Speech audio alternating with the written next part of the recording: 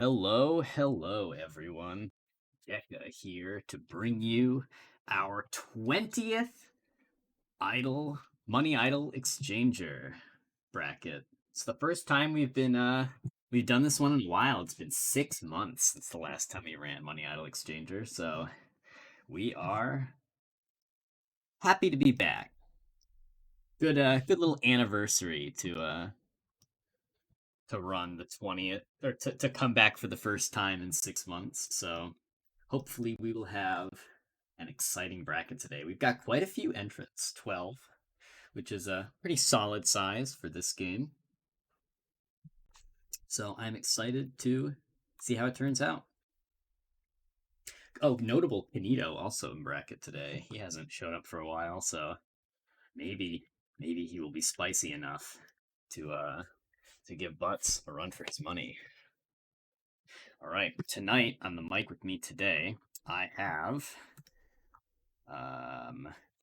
Rune, I believe. You said run for his money. And is it just you and me today on commentary? That's entirely possible. Sure doesn't seem like anyone else is pitching in right now. Yep. Well, we may have some takers later, but for now, we are going to... For now, it's us. It's just going to be us. All right, we're getting started with Trashboat and SebasICM. I can't tell if it's an I or an L. The pain of fonts. No, that's SebasICM.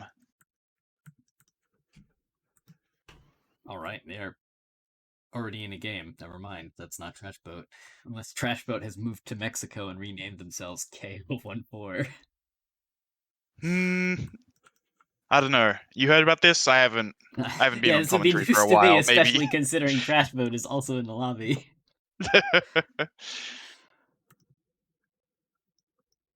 I've been away for a little while. It's entirely possible that people have moved across the country without me knowing.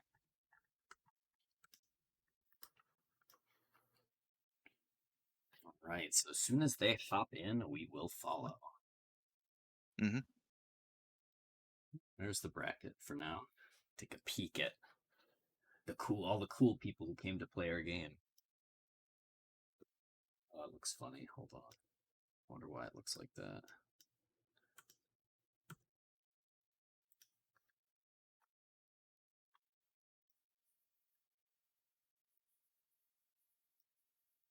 Oh, it looks like Trashboat and Sebas are in there. Oh, they're in? All right. Yep. Let's go. Take a peek at the background. You will see some wonderful art done by the lovely Kayat. Through our two fan favorites from the uppy-downy genre. A pretty nice combo coming out of Trashboat to open things up.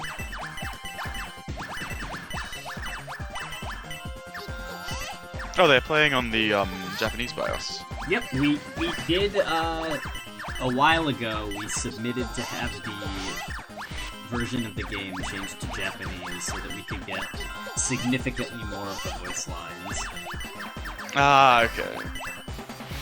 Because I think there was only like one for each character. A little bit of damage rolling in for both players. It's a little crowded on the screen here. Sebas has taken much more damage than Trashboat, but it's possible that if they're very good at managing Exchanger's pattern, that's actually just a good thing. But no, they couldn't quite figure out how to get those 10s going in time.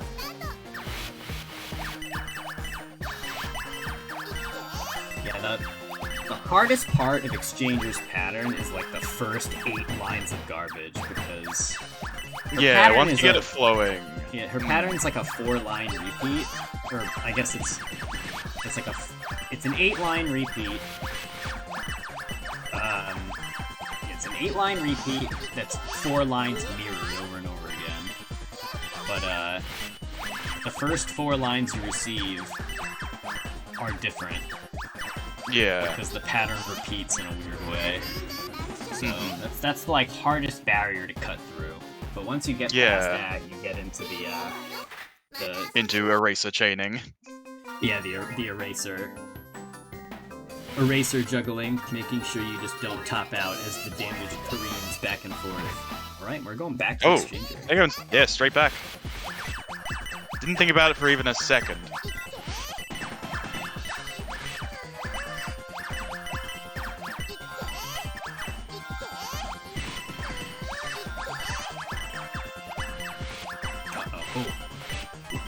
Second there, I was worried ICM was just going to top themselves out.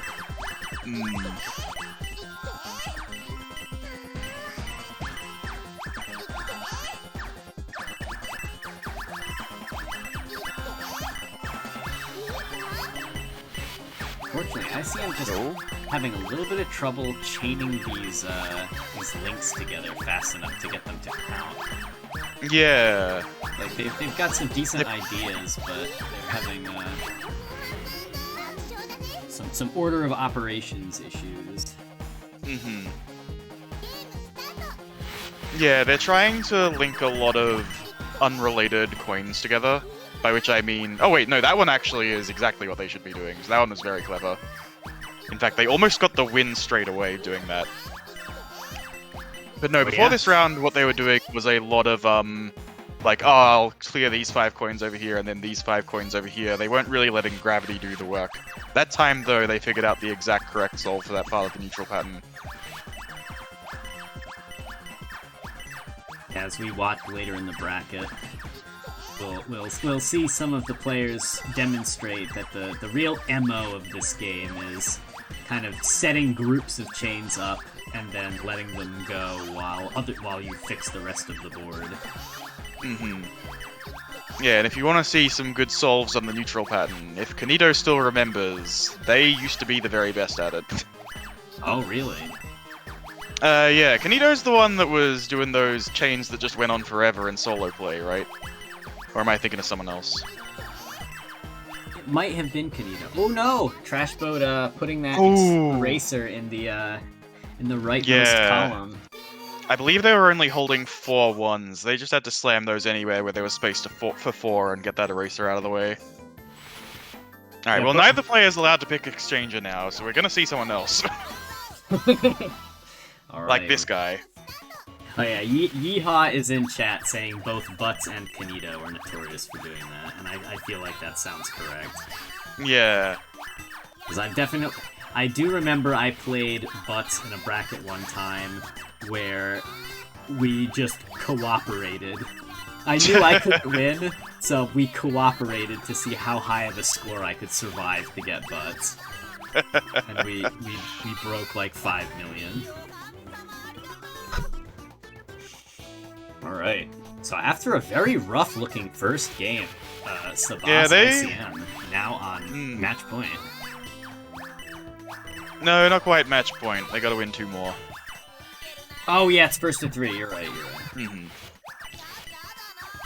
But yeah, it seems like they just needed to warm up a little bit. They've gotten 2 really good starts out of however many rounds now. If they can get a few more of those, they will take this match. It's a funny pattern, though. This is definitely one of those patterns where you can kind of get knowledge checked if you don't know how to handle it properly.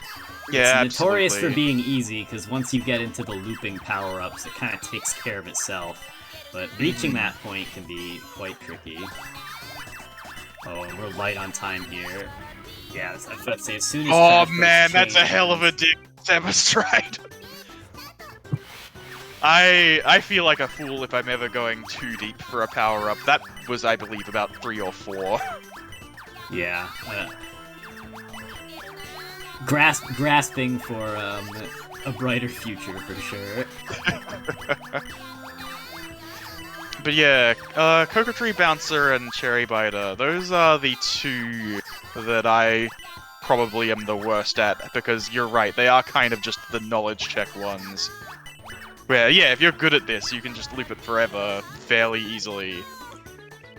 But there are then the easier ones, like Debt Miser, where you can do it even if you don't know how to do it.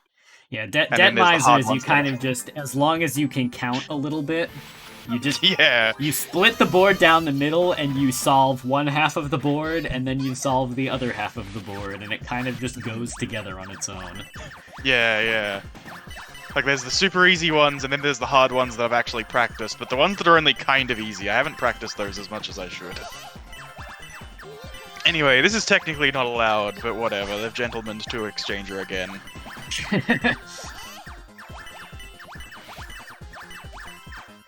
As the commentator, it is not my duty to say whether this is worth saying anything about. I think it's low enough stakes that Yeah. that no one should mind. Alright. Interesting, gonna pop the erasers on the 5s. Typically you don't want to pop them on the 2-match, the 5-type coins where you have to, Yeah, 5s only and need 2 of 50s. them. Oh boy, I will say though, with that's a good chain. With the Exchanger pattern specifically though, you can generally get away with whatever because of the way the leftmost and rightmost columns work. Like even if you do 5s or 50s, it just basically fully clears the leftmost and rightmost columns, and then you can focus entirely on the center. Yeah, if you've got a good plan of what you're doing, definitely a strong way to make a solid chain. Yeah, that's true as well. If you use Eraser on 5 or 50 with the Exchanger pattern, you will deal a lot of damage much faster than your opponent will expect. It's just a little bit harder to do. Trashboat really digging for this center column, and it's working out quite well. Sending a big attack. Ooh, saved by the bell! But unfortunately, the top out happens anyway. Picks up 1 too many coins and does not have 4 rows or 4 columns left. Yeah, 4 rows to put the coins into. Yep. Oh, that was a little bit of an interesting shuffle around by Sebas. They probably should have tried to keep those coins a little bit closer together. Yeah.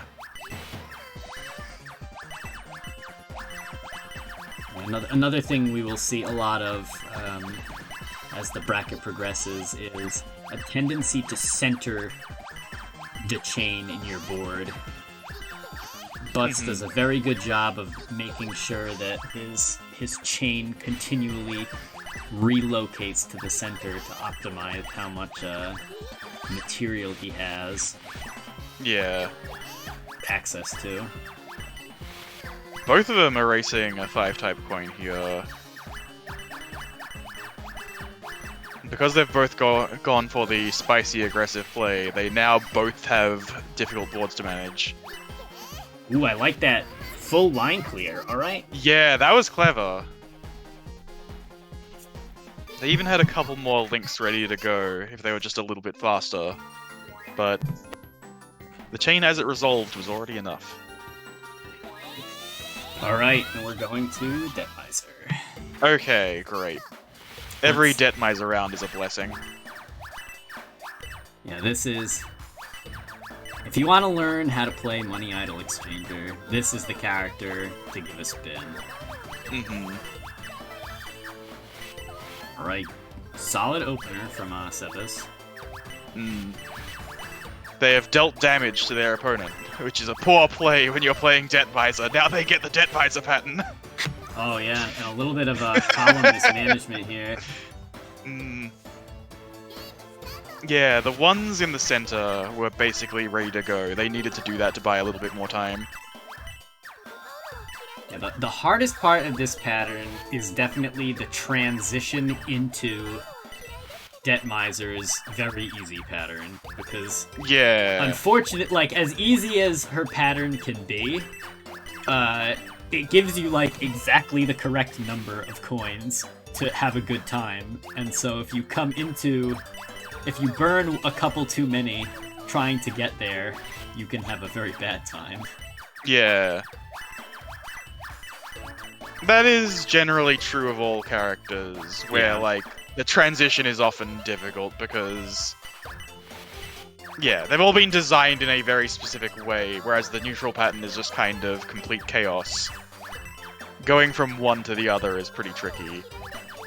Trashboat is pretty clearly trying to save these erasers for later, and if they don't act fast, they might not be a later to use them. Okay, I'm gonna pop them on 100s, which is a pretty solid choice. Yep. Oh, this is a solid chain. Alright, Yeah. that's enough to... Oh no, the erasers go off! Yeah. Unfortunately, tops out while the eraser is in the air, and Trashboat is going to win. Just a tiny bit too slow. Mm-hmm. Yeah, it looked like maybe a misinput or something, because they were juggling them around, like picking up one, then picking up the other. I think they may have buffered a drop before they wanted one. Oh yeah, speaking of buffer, the buffer system in this game is very funny. What is it? It takes all of your direction inputs and then all of your button inputs? Is that how it goes? Or is it the other way around?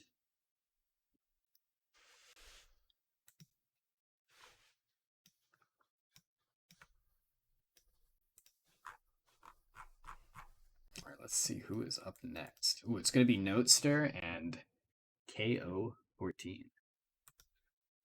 And they're in.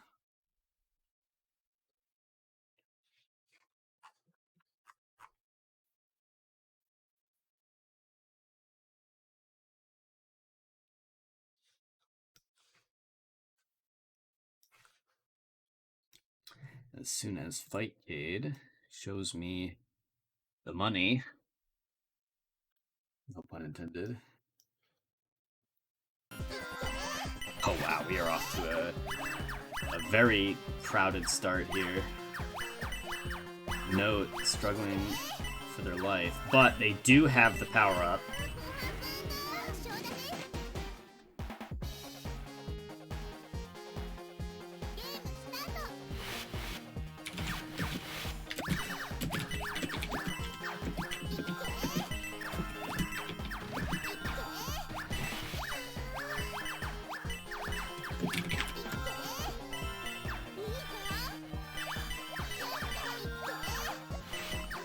Putting together a pretty nice little combo there.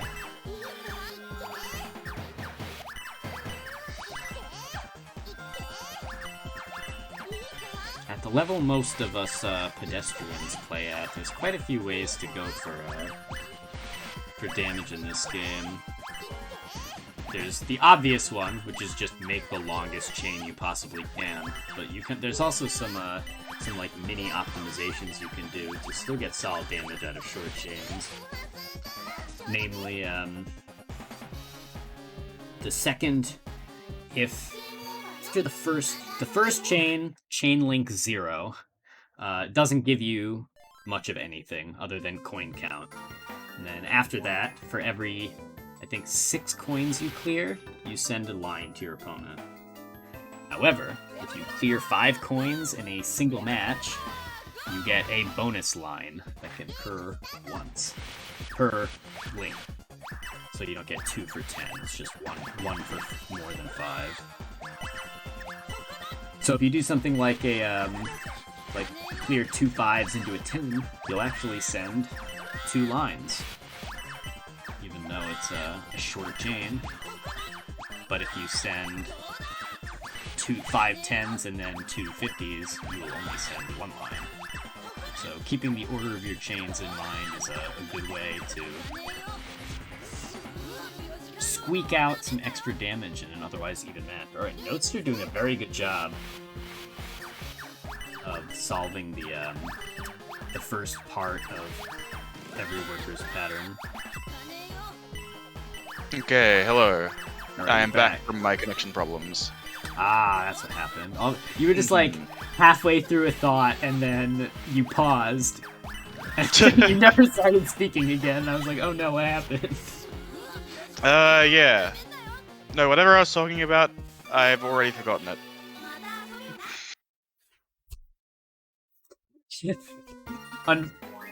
I get confused and think we're doing Idol Showdown sometimes. This is Idol Showdown. Yeah. There's 2 of them, they're having a fight. That only makes sense. Yeah, we've been running this game for so long that our brackets for this predate Idol Showdown as a concept. Yeah, this is the original Idol Showdown.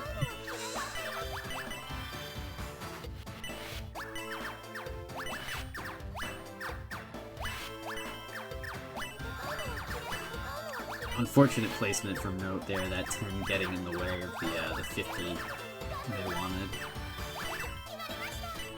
Ooh, wrist chain there though. Okay, both players very high on board. But here comes the erasers. I don't think KO is going to get their erasers.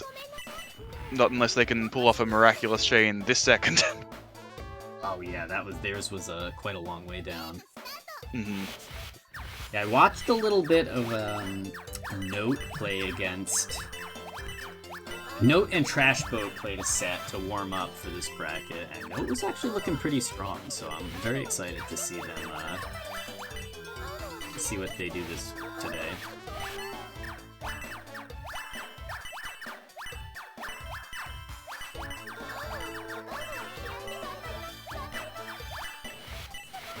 Right, another big attack from Note. Looks like a nice little 4-chain. Gonna send like 6 lines. I was gonna take that as a quick 3-0. Mm-hmm. Alright. Now I'm up versus blasterthefox. Alright. Oh, this is a matchup that has occurred many, many times. Well, I've done a double check of all my cables, and they're all secure and snug in place, so hopefully I can actually commentate this one while you're indisposed. Oh, I keep missing the button. There we go. Challenge. It's the most difficult part of Money Idol Exchanger is challenging the other person. Extreme accuracy is required to right-click the correct name. Find how many. Yeah, find how many matches you're going to be playing.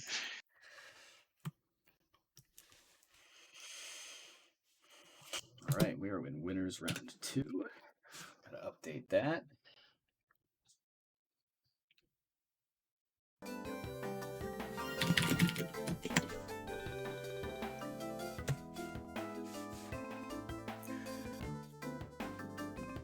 Alright, I see an eyeball. I'm gonna assume that's you.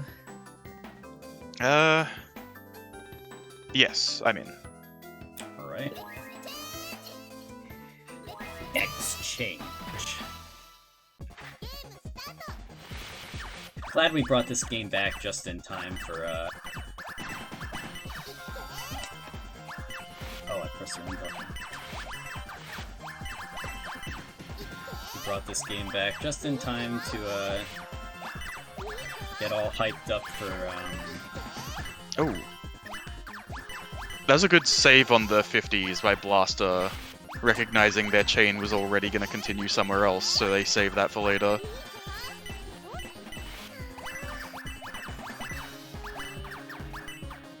Big power chain from Blaster as well, so now Trashboat is going to have to try and figure this out pretty quickly. It does probably have easy access to these erasers. Oh, it gets a big chain without them. Oh, that was clever. Oh, except for the part where you picked up the ones. You didn't want to have those 2 ones. Yeah. But no, I liked the 2 erasers falling through the chain to land on the ones. Oh! Forced to use the eraser on 500. Not the best use of it.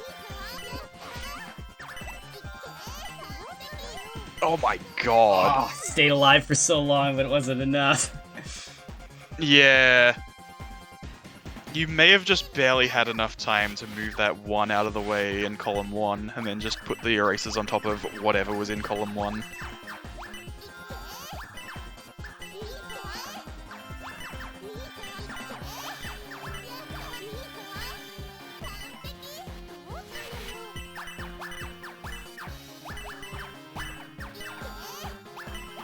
pretty good opening chain from Deka. Didn't even have to pull up very hard for it, so they've only got about 5 or 6 lines of exchanger pattern to deal with now. Although it seems like Blaster, by playing a little bit more ambitiously, has gotten an eraser from the neutral pattern, and now they are going to transition into this eraser chain more easily than Deka is. Unfortunately. But it doesn't matter.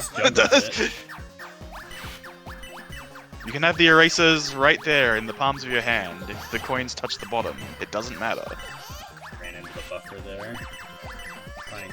Trying to break the speed limit.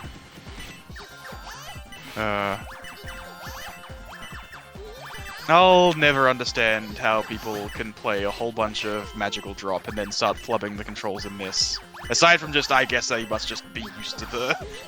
Yeah, it's mostly just... There are things you can do in magical drop that you can't do in this game. Oh,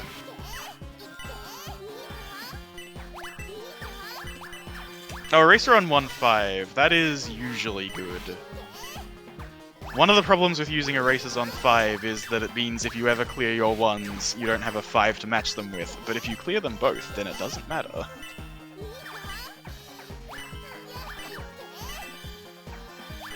That did nothing for me. Yeah, there were maybe 7 100s on your board. Bad count for me, I guess. Should have done 10s. Yeah, that and then the unfortunate clear of 3 50s when you had 4 of them. So you had a stranded 50 right in the middle as well. No, we're playing against the CPU? No, we're not. Everyone's picking Detmiser today. This is gonna be a great bracket. Detmiser's like my girl. Mm-hmm.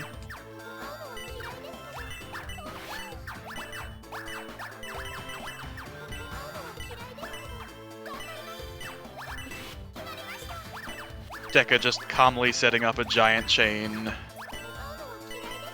Not a care in the world, because if their opponent hits them while they're doing it, that's fine. They just get some Detmiser pattern to play through.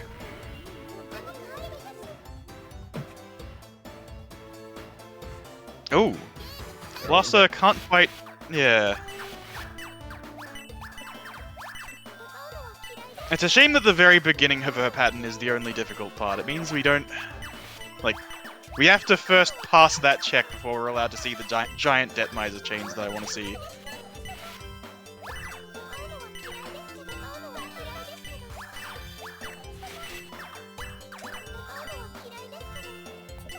Oh, are they starting? No, not quite. Ah, I didn't have enough time. I mismanaged the transition. Yeah.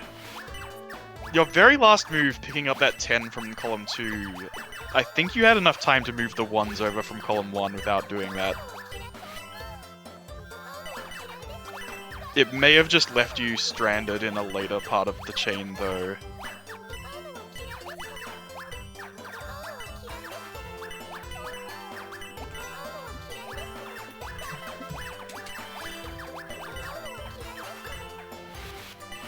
Alright. Blasters managed to get rid of that annoying 5 on the top of their stack, and now I think they're just playing Detmiser. Deka gets an eraser, so he's probably doing just fine too. Yeah, now it's going to come down to who is better at wrangling these 10 chains.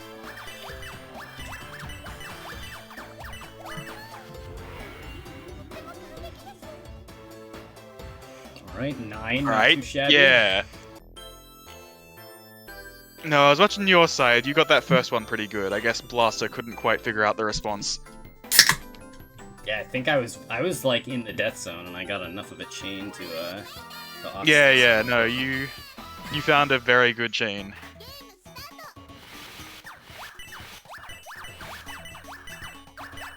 Yeah, it's definitely important to remember that chain length isn't the only factor. The number of coins you clear also plays a even more important part. Oh god. Yeah, defensively speaking, you normally want to try to avoid having too many coins clear at once. because it means you could have bought more time by having them clear in sequence instead.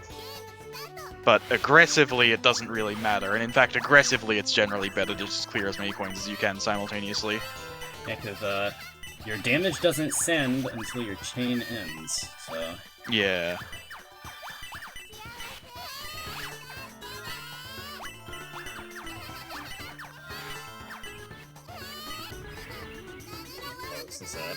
This is a slobber knocker.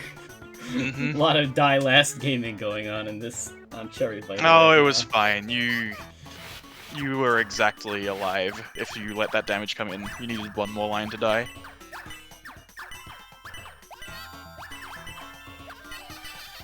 Considering how it is very possible to come back from the death zone in this game if you're very good at it, I don't consider someone to be in die last gaming unless they're like 3 lines deep into the death zone.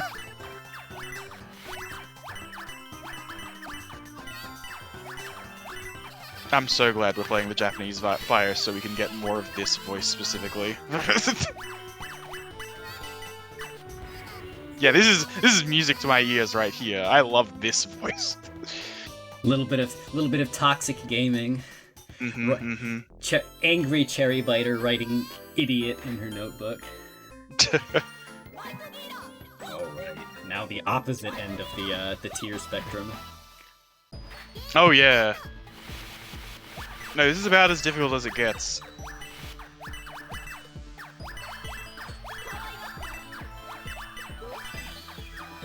Both players pulling down just a little bit.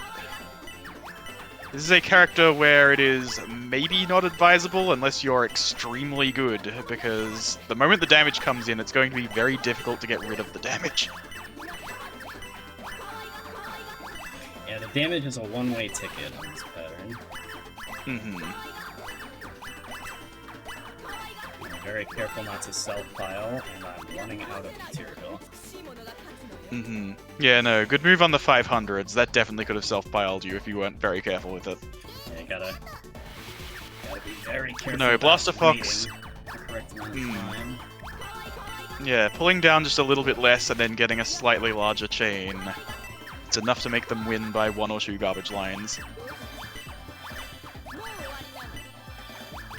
I don't have any 10s. That wasn't well. good. Well, I did have Whose a fault 10 is that? on the left. Yeah. There you go.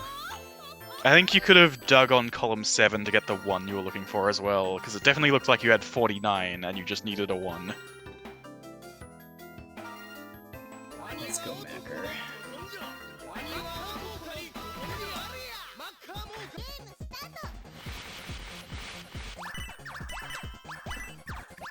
It's been too long since I've played, I cannot remember Macca's pattern at all. I remember... nasty. It's one of the yeah, ones. no, I remembered that much. And I also I'm pretty remember sure it doesn't have any RUs, so I've just got a dead yeah, power up here. At least you didn't pull up to find it. Both of you are going to have to deal with that RU. Oh, damn. Blaster finding a better string of short chains than I did on that opening.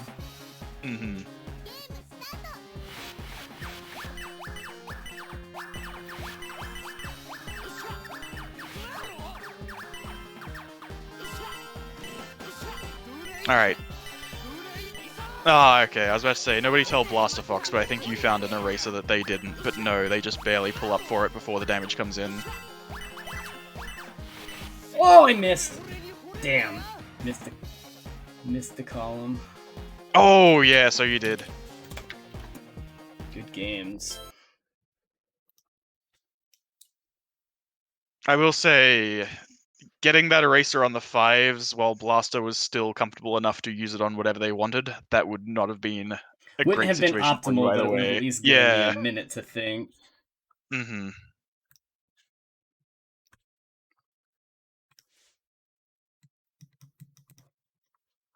Alright, next up is yeehawmckickass versus Trashboat. yeehawmckickass is pretty good at this game. They are. I ran into them in like a randomizer-esque bracket. in another, or it wasn't a randomizer bracket, but it was just another community that just like pulls games out of a hat and runs events. Oh, like a mystery bracket. Yeah, kind of. Yeah. And so I ran into them there, and they beat me in winners, and then I made the comeback in losers.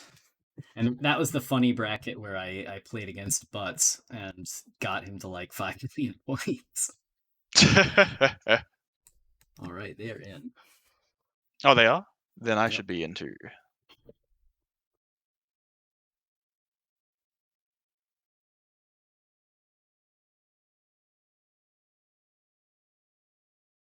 Blaster must be wearing the Lucky Idol jacket today.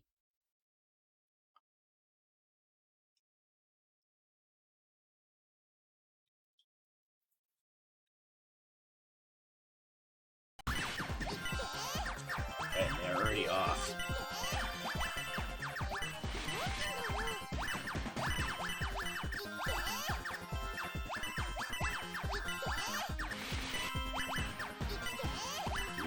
I'm not sure how Trashboat's going to get out of this one. Oh no, Trashboat's out of space. the classic completely full board.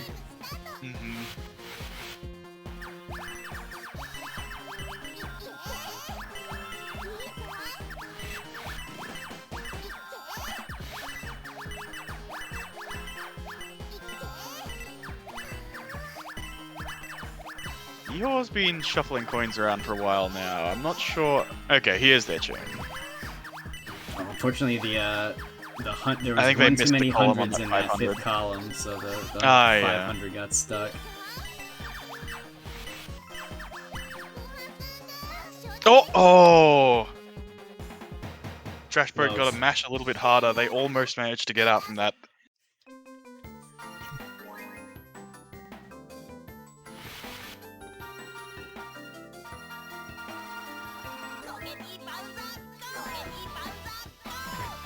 Okachi bouncer, go!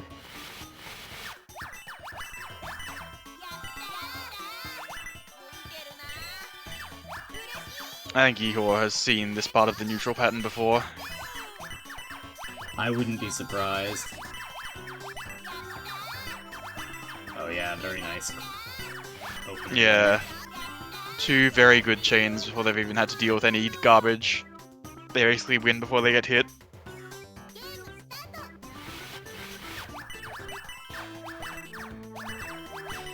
This one's a slightly more difficult solve. Yeah, neither player really getting a fantastic opening chain this time around.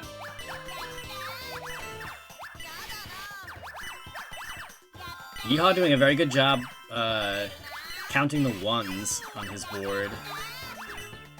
Making sure that he had enough on that right side. Mm-hmm. It's very easy to This just strand a bunch of... Oh no, Trashboat.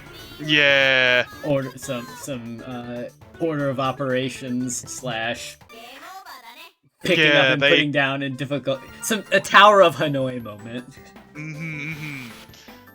No, they were trying to work it out with only columns 1 and 2, because that was where they had the most space, but there was no solve that didn't go further to the right than that. They needed to get the 1s out of column 3 and then start shuffling them around.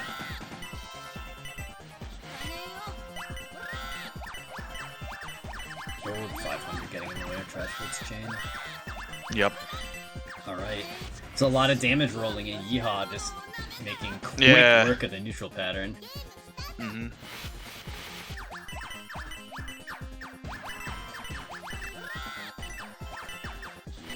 Linking 4 50s together like that is Yeah. a little questionable, but it is still the neutral pattern, so don't have to worry too much about deleting material.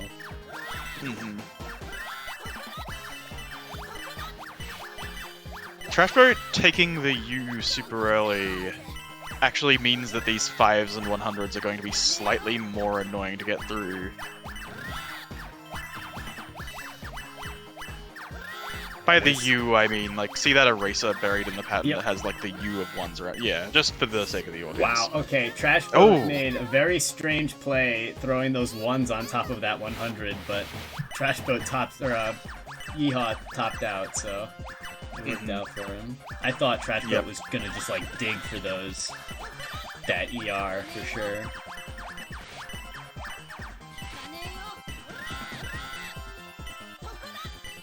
Oh! Ooh, nice little boomerang. Yeah! If he could have gotten the 500s as well, that would have been incredible. That was actually quite a good chain.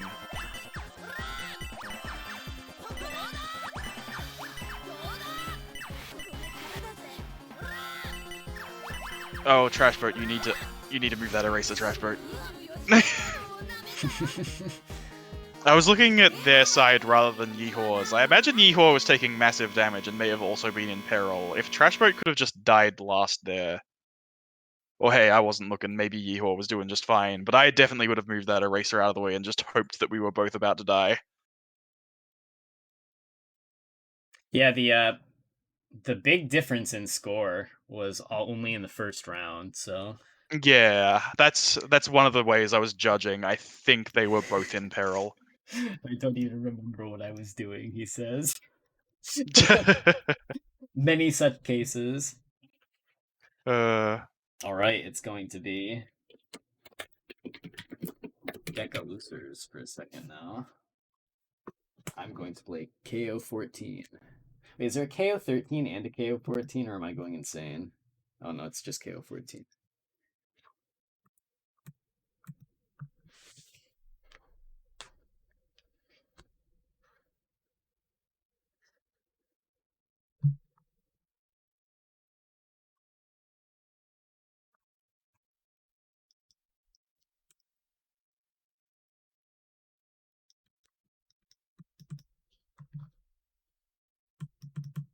Alright, Fightcade, let me in.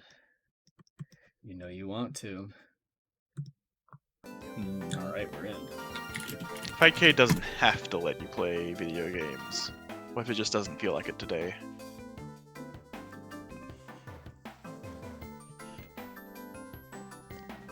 Alright, is that you, the eyeball? Probably. Alright. The eyeball shows up a couple of seconds before it actually loads in, but... Yes, this one person watching is me.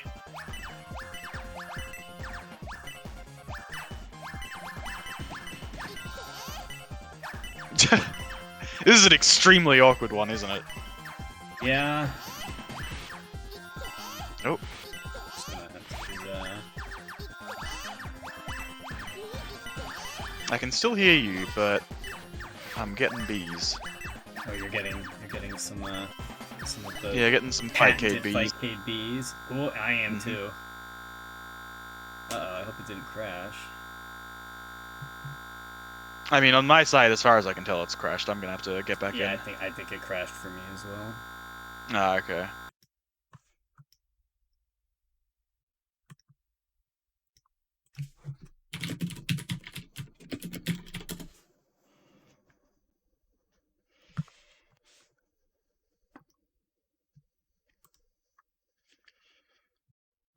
Everything else seems to be okay.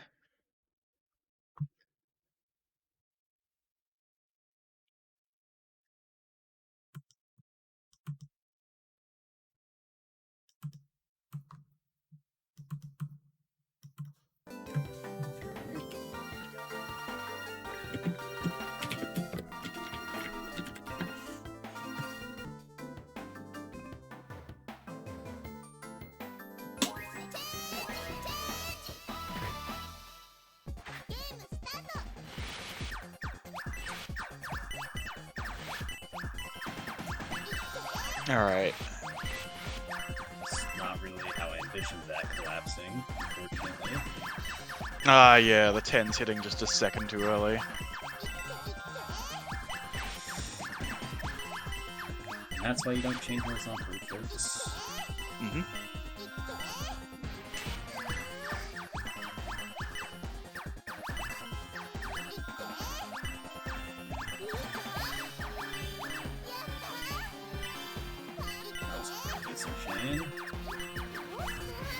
Alright, it was enough.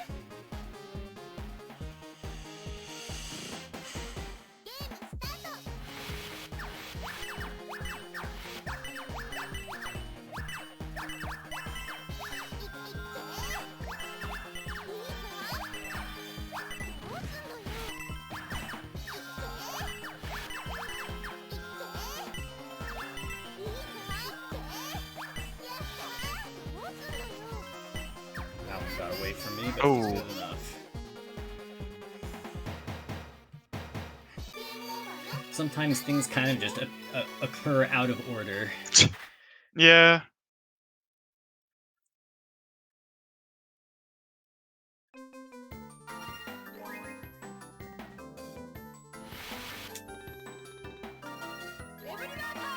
Right, every worker. The fan favorite for sure. Mm-hmm. Everyone who doesn't pick Pet Miser picks every worker. Yep.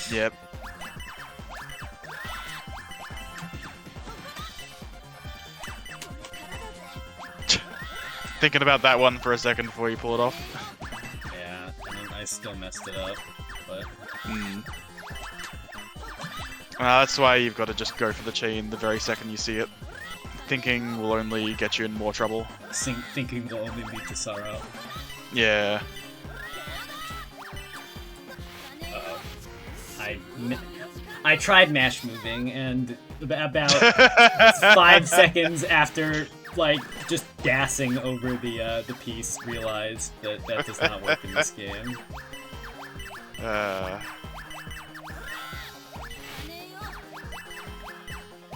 Playing too much magical drop will put weird ideas in your head. I don't understand. This is how you move large distances.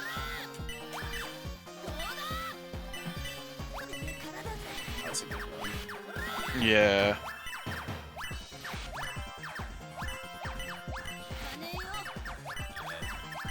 KO had an interesting way of taking the U here last time. Oh, it wasn't that though. This is a less effective way of taking the U.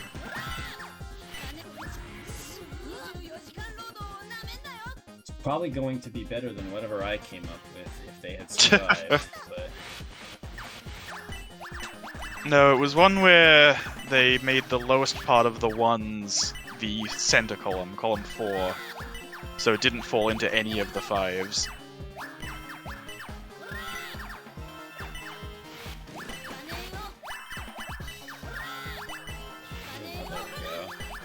Tactical pull. Oh! That was pretty good. They didn't quite manage to chain the entire thing together.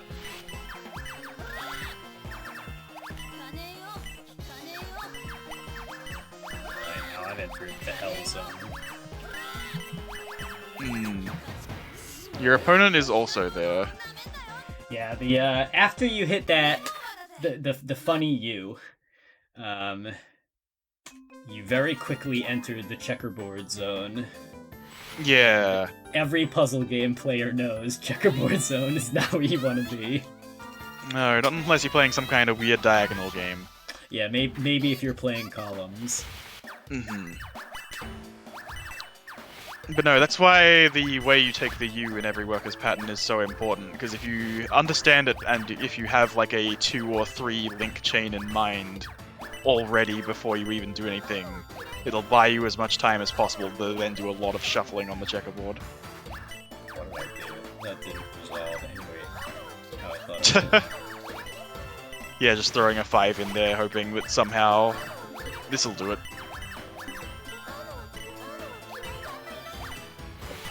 Yeah, something disappeared in the process there, and my brain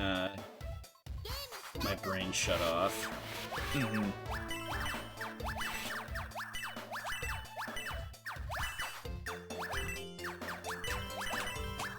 Now, one of the difficult things to notice in this game is when you don't need to do anything, and I believe that was a situation like that, where if you just left it alone it probably would have been fine, but instead you tried to do too much with it. Yeah, that sounds about right. Hmm. I think I was trying to set something up and something exchanged that wasn't supposed to, or that I wasn't. Yeah, you were doing like on. ones in.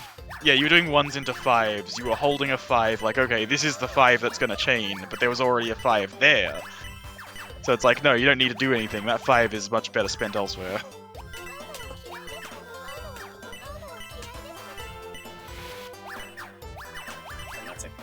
That's a classic counting error on my part. Just, not remembering how many coins I have.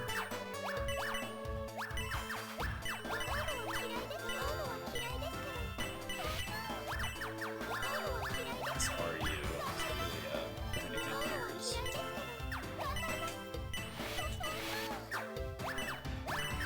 Oh. Okay, they just barely managed to get out of it for now. But they've got a lot of ones that they're gonna need to get together. No. They needed to get one of those one of those 5-type coins, the 5s or the 50s, just slam them somewhere unrelated, and then use the time of that resolving to get the ones together.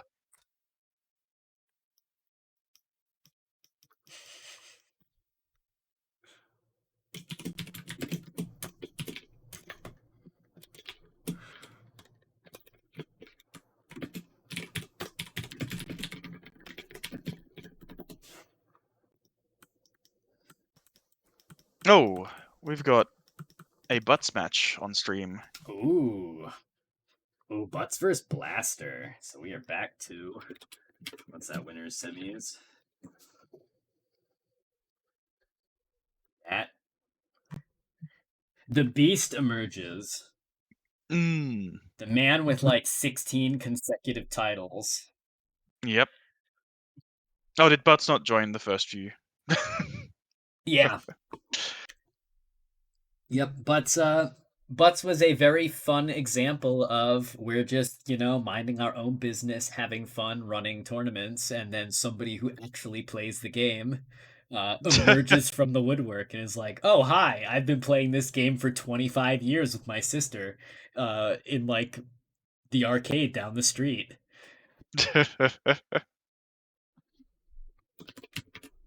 I mean, I've also been playing this game since I was a kid, although not with a competitive partner to consistently play against. But Butz is on an entirely another level. Yeah, Butz is one of the few people I have seen whose chaining is strong enough that they can pull extra lines mid-chain and continue. Yeah, certainly one of the best players at doing that consistently.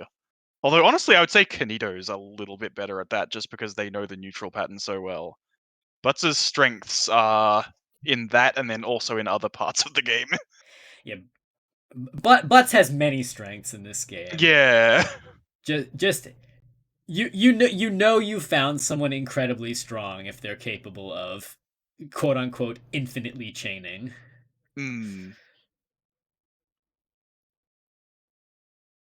But yeah, Butz's mechanical speed is ridiculous. Yeah. Though not necessarily the best. We have seen his sister, Asura Aoi, who could not enter the bracket tonight, unfortunately, but is here cheering us on. We have seen her go unbelievable speeds across the board to execute some very creative combos. Oh, that was actually very impressive on Blaster's side. They managed to rescue the erasers from hitting the 5s and hit the 10s instead. They must have had only a few frames to pull that off before they died.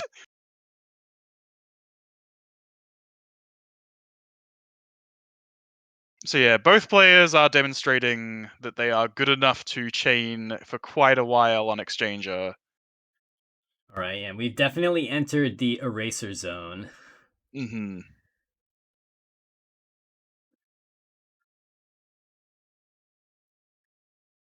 So one of the things that's interesting about playing against a player as strong as Butz is the fact that damage doesn't come until the chain ends really comes into play.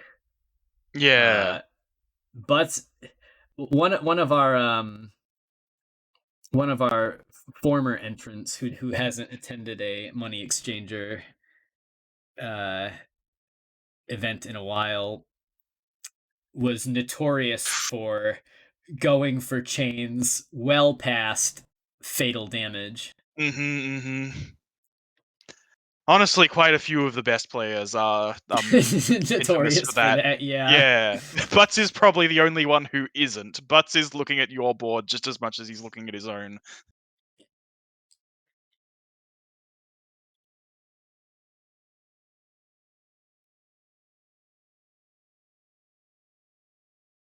Oh wow, what That's a solve actually, from Butz.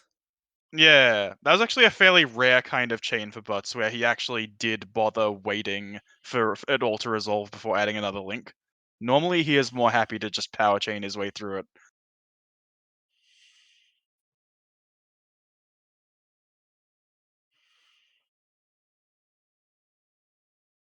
Butz doing his best to. Oh, Ooh, I'm great receiving save word by that Blaster there. I'm With the receiving word ones. that the game audio isn't going through. Oh, the game audio is not working? Hold on.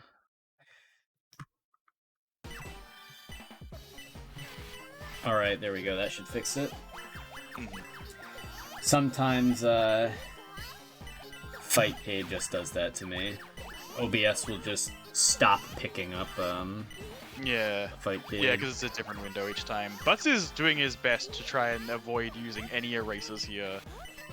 He should park these on top of, yeah, that one over there.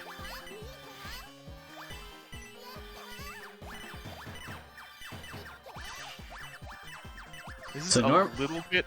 I was gonna say it's a little bit awkward for Blaster, but they managed to figure it out. I was wondering where they were gonna get that second 500 from.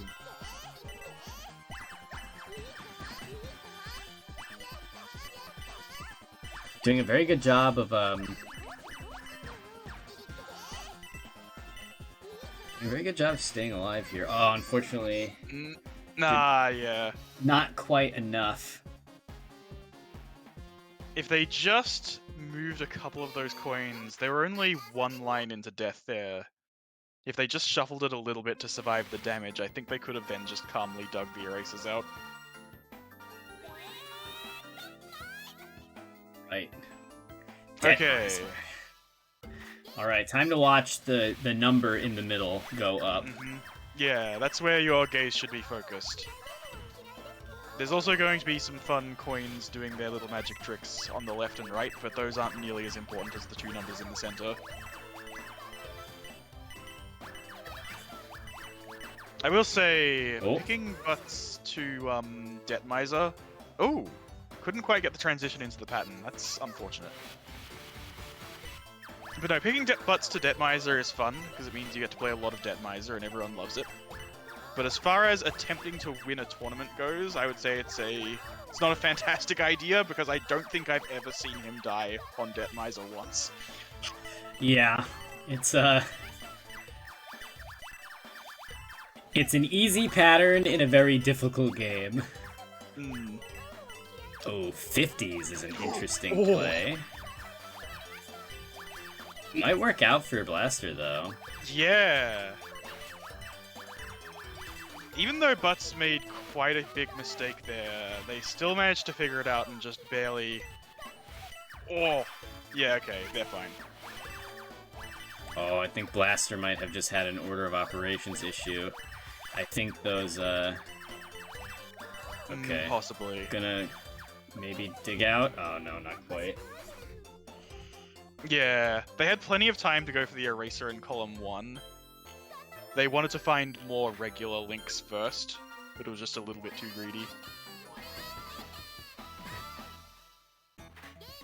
Yeah, one of the fun things about the power orbs in this game is that they will not resolve until your chain would have ended.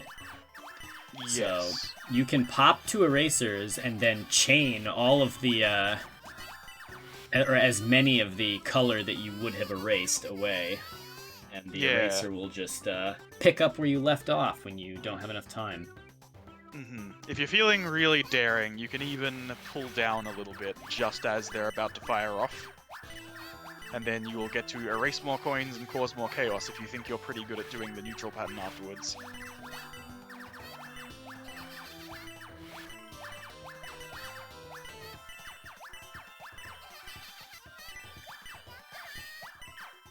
Good chain from Blaster. Unfortunately, yeah, the right side of the board just a little too high. Oh, yeah, yeah. Yeah, that's... So, Cherry Biter's pattern comes in, like, tiered layers of 3. And it can be very tempting to just pull, like, 1 or 2 coins at a time from one side and then put them on the other to activate it. However, this comes at the cost of the other side will not downstack, and when you get to the bottom, you don't have any coins to go the other way. Yeah, you've got to be very disciplined when playing Cherry Biter. You need to be clearing the entire thing simultaneously.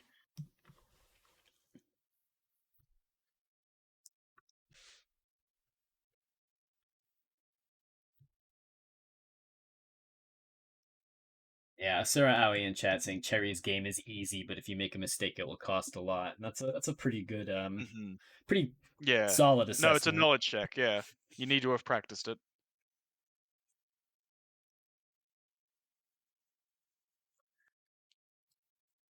All right, who is up next? Just from my own guess, I think it'll probably be the other side of winners, but it hasn't been called yet. It'll either be the other side of winners or it'll be me. Mm-hmm. Because those are, well, 2 of the 3 options. Yep, it's gonna be me. Me and Digi. Oh. Shoutouts to Digi. Willing to enter basically every event. And apparently an absolute killer at Pedal Crash, which was news to me. Yeah, that's their main game, probably.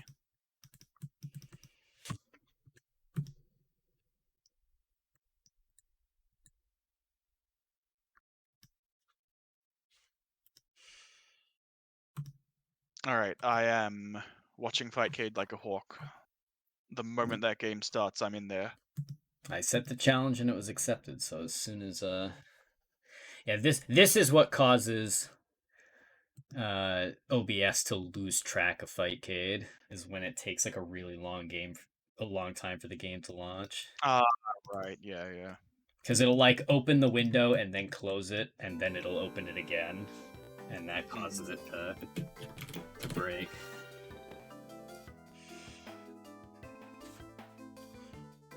But I have a fix in place because it happens so regularly, so we're good to go.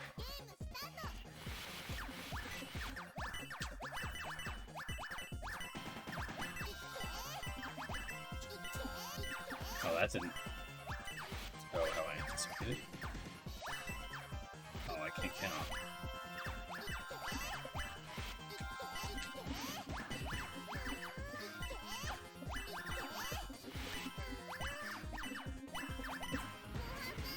Oh.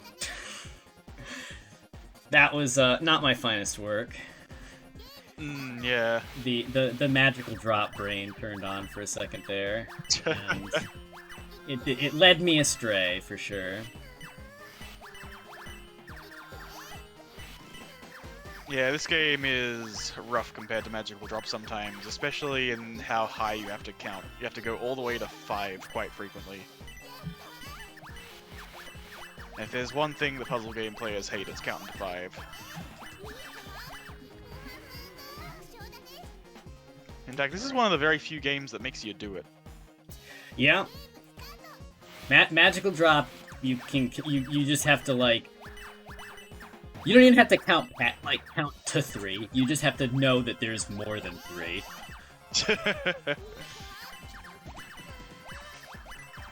But yeah, even some of the more complicated ones like Puyo Puyo, that game only makes you count to 4.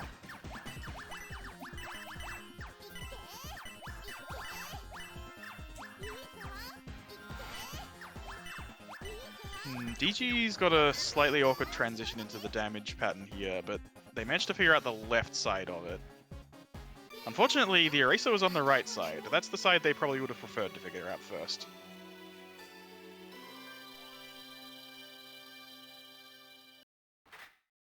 No, that's the secret. Pequena doesn't make you count at all. You just fill up the board. Yeah. That's how I played, at least. The penguins just happen. I only care about the ice. Yeah. No, absolutely. It's like saying that I'm counting to 20 when I try to do really good in pack attack. Like, no, it's just I put the ghosts in the spot and then they get eaten.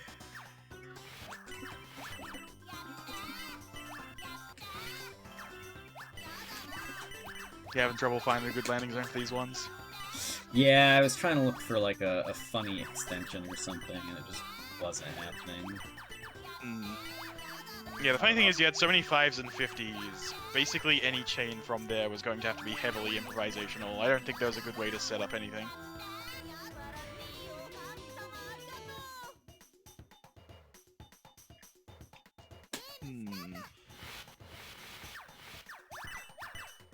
I think DG was a deer in the headlights for a second there, just saw death coming and couldn't figure out what to do, so they stopped.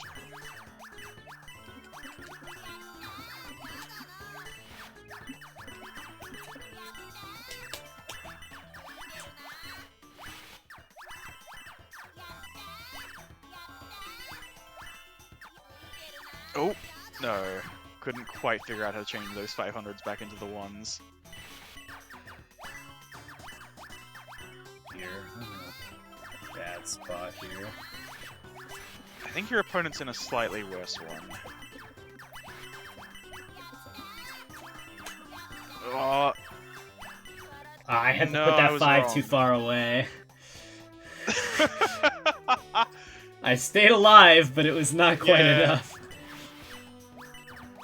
No, that entire time your 5s were in really annoying spots. And every time you had to move one out of the way, it only found a new annoying spot to get dumped in. Oh, I can't count. 5 is a big number. It is.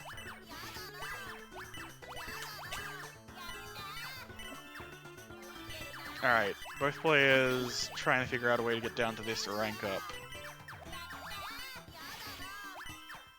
Oh, Deka does a huge chain on the way down, almost taking out DG, but no, it does not cause either player to die before the rank ups.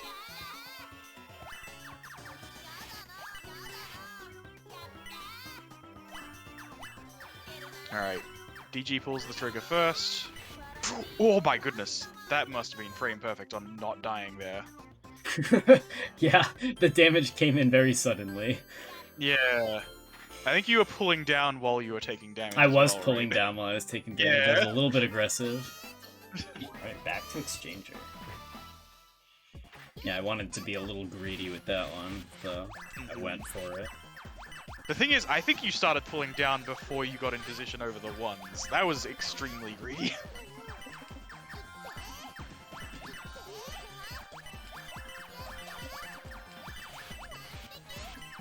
Pretty clever chain right off the bat for DG. I Here found a comes pretty solid Deka's opening as response. well, though. Yeah. Yeah, that's the thing. DG pulled down pretty far for their clever chain, whereas you managed to find it with the garbage that you received from them. And if two players are roughly as clever as each other, then the one who pulls down more is usually in a bit of a pickle. Because pulling down is great and all, it gives you more chances to make a big chain, but if you don't actually find the big chain, then you have merely just damaged yourself for nothing. Yeah. Alright, good games. Thanks for coming out, Digi. Oh! Yeah, DG just holding that 5 and looking while the damage comes in. They needed to be chaining the 100s.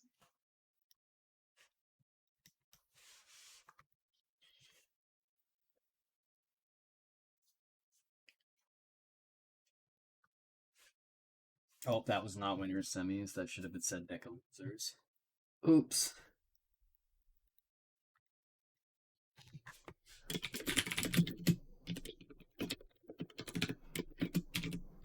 We are now going to watch Canito versus yeehawmckickass. This could be a very good one. Both Mm. of these. Yeehaw has some very impressive mechanical skill. I've seen them go quite fast, so... And I've seen some pretty nifty solves from them as well. Mm-hmm. I haven't watched Canito play in a while, but hopefully they're just as good with the neutral pattern as they used to be, because I want to see them pulling down constantly. Just like, whatever, I know this like the back of my hand. I can take as much of it as the game will give me.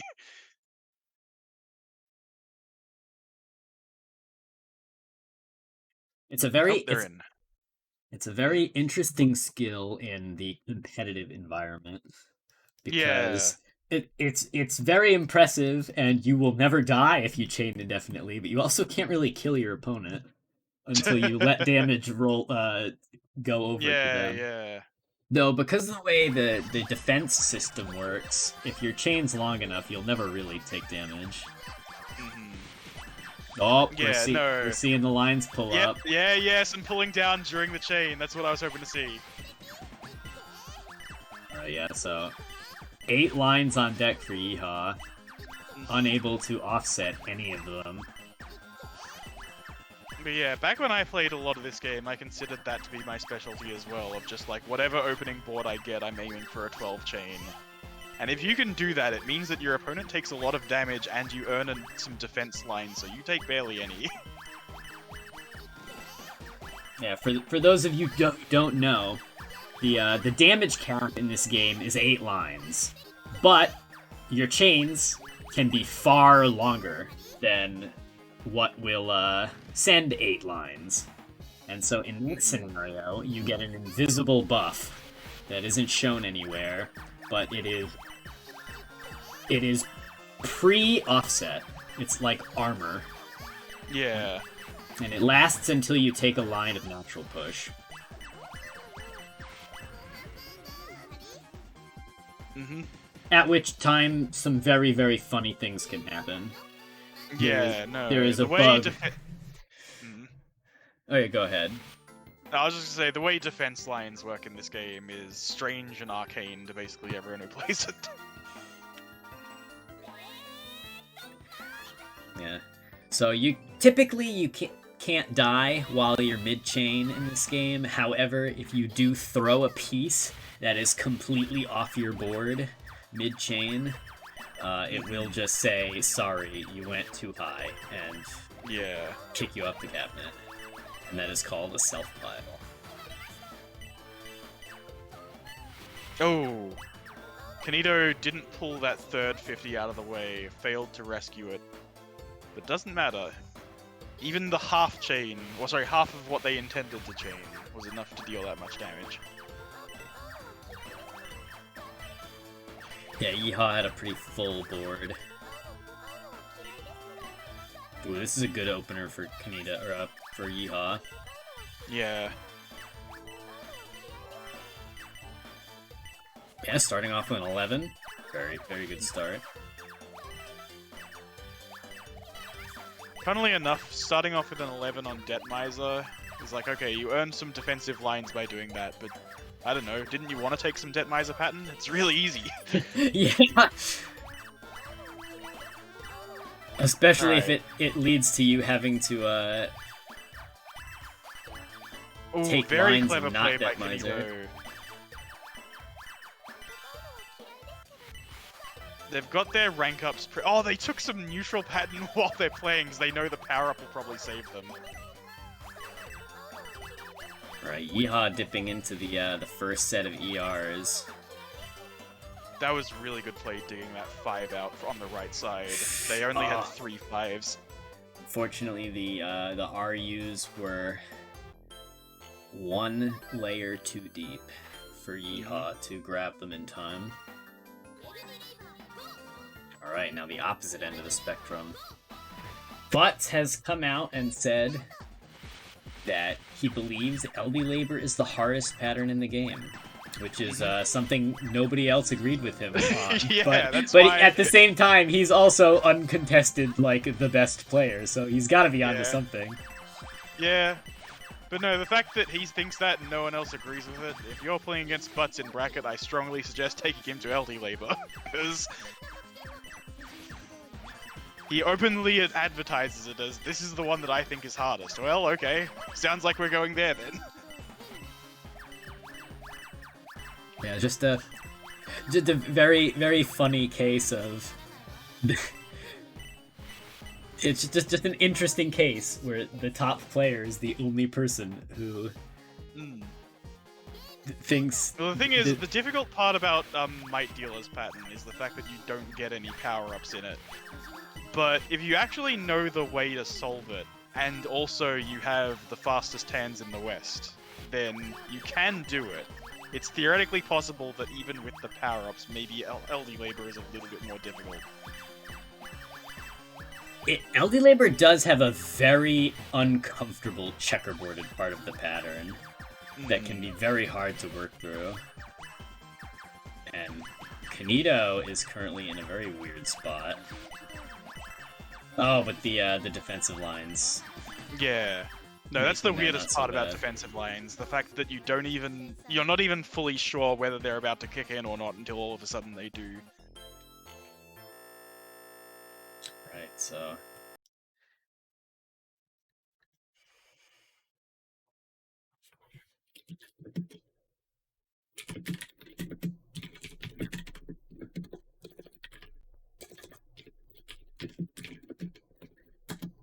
Because, yeah, you can see the attack lines build up as your opponent does a chain of just like, okay, this is where the new bottom of your screen is going to be, but it doesn't crawl back up with your defensive lines until they actually get applied.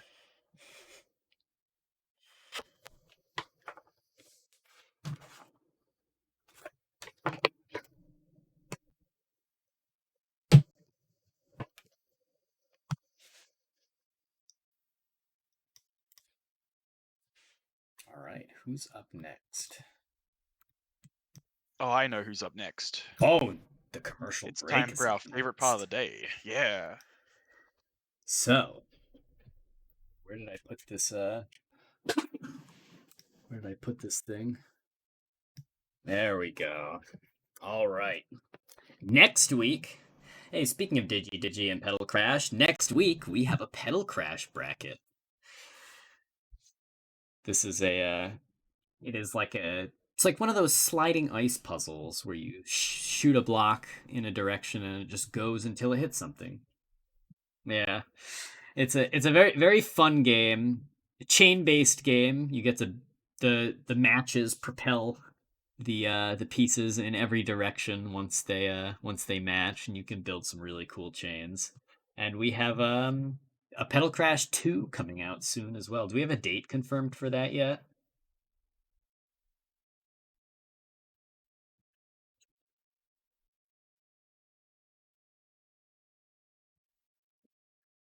Oh, really? That's cool.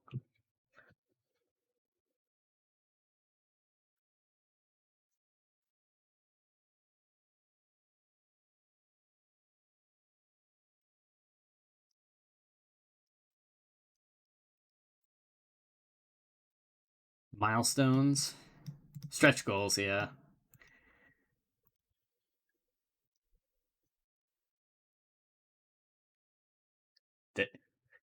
So, okay. So on the following Friday, March 15th, we have one of the funniest games I have ever seen, which is Guru Rin.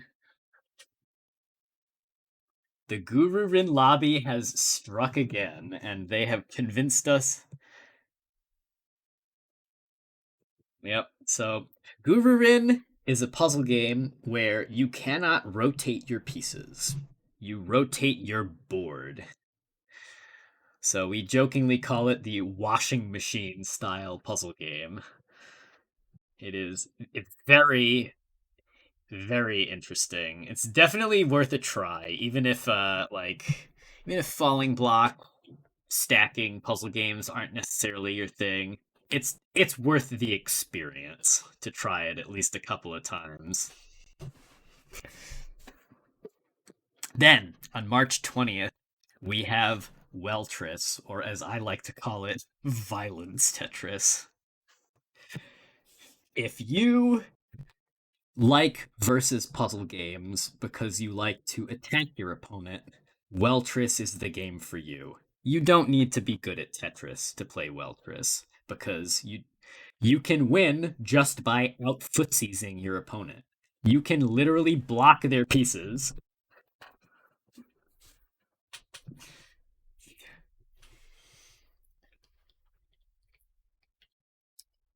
It is a so you've heard of a shared peace cube. Well, Weltris is a shared board. And so you can just cover up the spot where your opponent wants to bring pieces in and cause them to die. It's a fantastic time. It is a bracket I am incredibly excited to watch again. We ran it last year, early on in the year, and it was a gut buster. I was cackling my way through the entire thing, just watching the absolute chaos.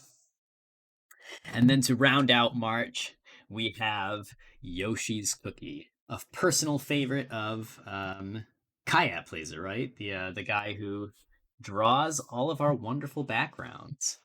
So it's a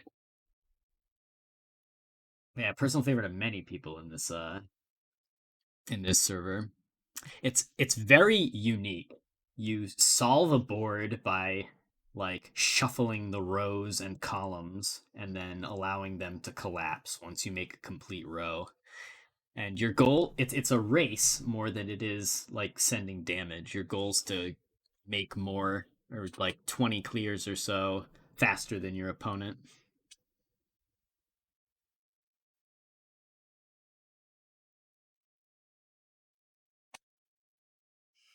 Yes, so it is, despite not sending damage to your opponent in a way that's conventional, there is still a lot of interactions. Also, yes, if you're interested in trying, if you do like Yoshi's Cookie, Kayat7 wrote a game. There's a mix-up at the factory that is somewhat of a clone of it. It's also very fun, and you should check it out. That's all I have. So, are we going to go to grand finals, or are we going to continue in losers? Or winners finals? Yeah, one. I'm going to predict the future. One of two things shall occur. All right, it is going to be me up next, so.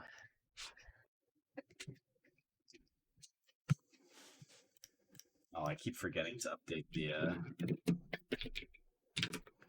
round name. Oh, there you go. Send Yeehaw challenge.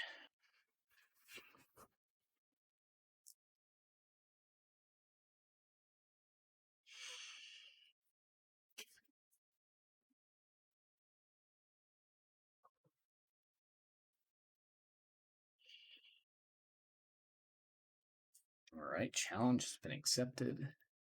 The loading has begun. We'll transition back over to the game before I forget. However, don't forget what I have shown you in our upcoming events tab. If you want to join any of these events, they are all available in the events tab of our server. We keep everything pretty up to date.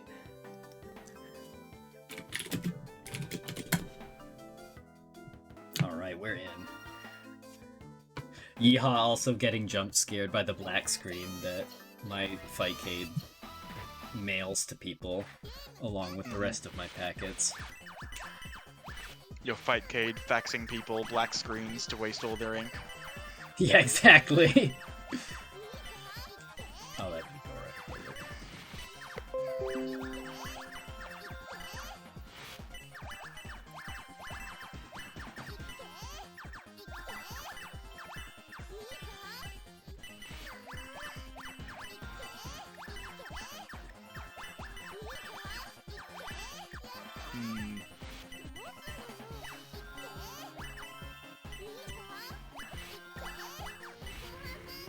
I lived. Oh my god. That Wait, was a nail biter.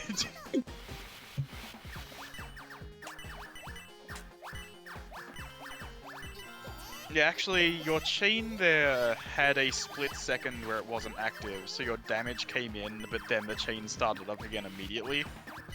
So there was just barely enough time to deal the damage to Yeehaw, and then just immediately survive.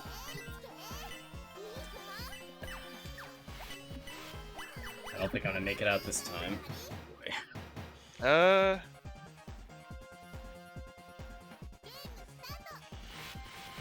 No, as is the case with a lot of these damage patterns, the very start is the hardest bit.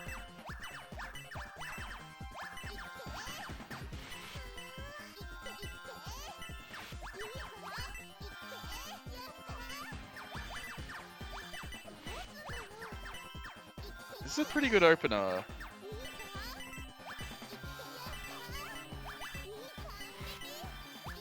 Although again, because you have to play so extremely well just to get any defensive lines, both players have now dealt a lot of damage to each other. Neither of them did quite well enough to get the defense. Alright, yeah, that was some definite die last gaming for sure. Mm-hmm. Alright, where to go? Let's go to Dog Boy. Cockatry Bouncer, go!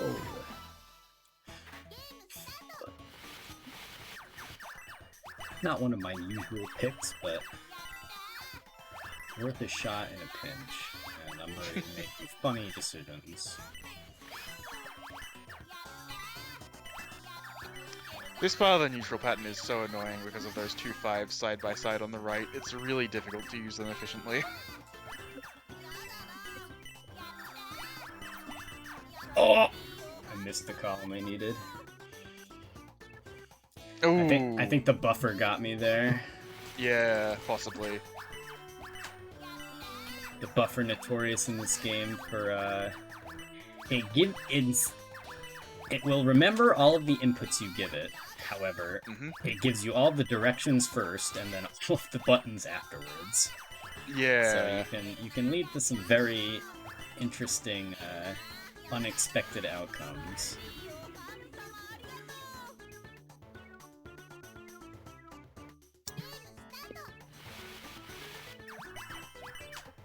Yeah, what it means is that every time you press A or B, you should probably like go, okay, this is the checkpoint in my sequence of moves. It's time to wait for it to resolve and then go to the next pickup or drop.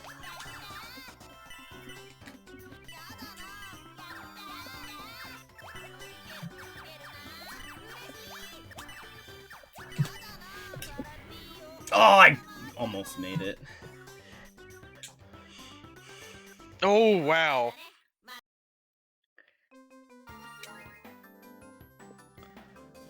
Alright. You just chose a different strategy entirely and tried to dig out the power-up instead of going all the way from the right to the left. Yeah, that might have been a better idea. Yeah.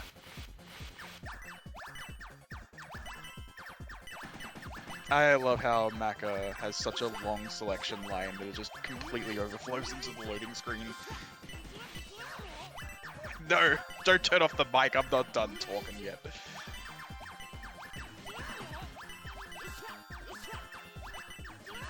And Macro notorious for me being an idiot and using my power up on the totally wrong item. Oh, but it didn't Funnily matter. enough, that is actually one thing he is notorious for. That happens constantly if you're not paying enough attention to the first eraser.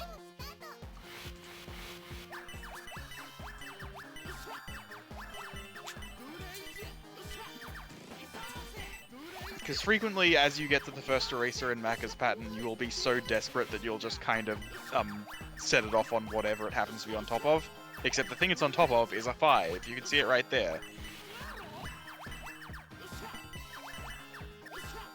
But unfortunately, for our competitors here, they did not start with an eraser in the neutral pattern. So this first eraser in Maka's pattern is just kind of an obstacle rather than a helpful power-up.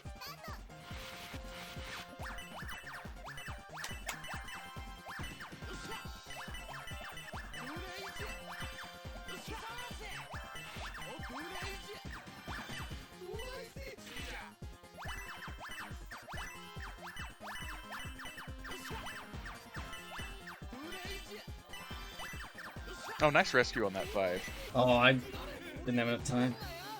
I saw the ERs, but it was just the ones were too far away.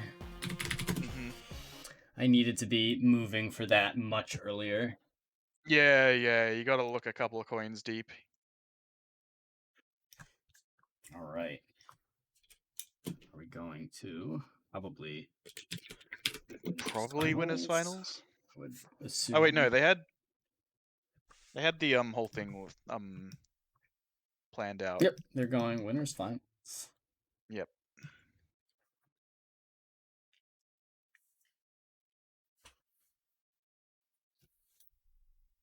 Macro has a very fun pattern. Mm. If you can get into the groove of doing like you kind of do like a weird skim across the top and slot everything into the last column. Yeah. And it can feel fun once you get into the groove of it, but it's a difficult pattern for sure because it's so checkerboarded. Yeah. It can help if you start with an eraser that you got from the neutral pattern, because then at least the transition is a lot easier. You only have to get like 4 or 5 deep to then just do the erasers and start flowing. Yes. And then it's a matter of you got to do a lot of coin counting because oh, but I is hate this counting. first to 3 or first to 5? Yes, first to 3. Yeah, only grand finals is first to 5. Ah, okay, I see.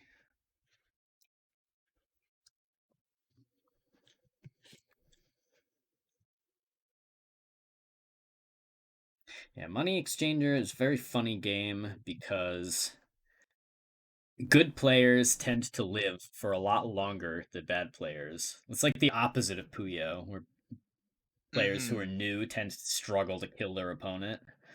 Yeah, But it's the opposite. No, this is a game. Yeah. This is a game that maybe requires some kind of margin time, but for the opposite reason of most puzzle games.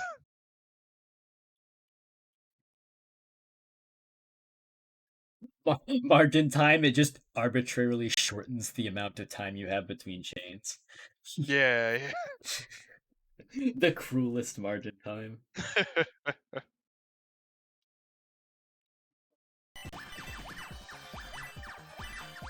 Alright, both players understand this part of the neutral pattern fairly well. Butt's actually pulling down quite a lot. They've still got a few more links in mind, at least.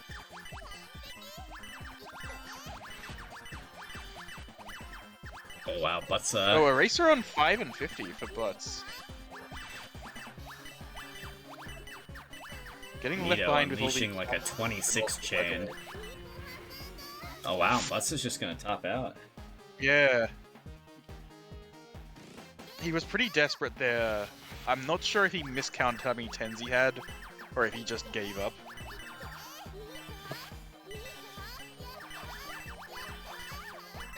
It is in fact quite easy to miscount how many pieces you have, because you have to keep track of the 2 of a kinds and the 5 of a kinds.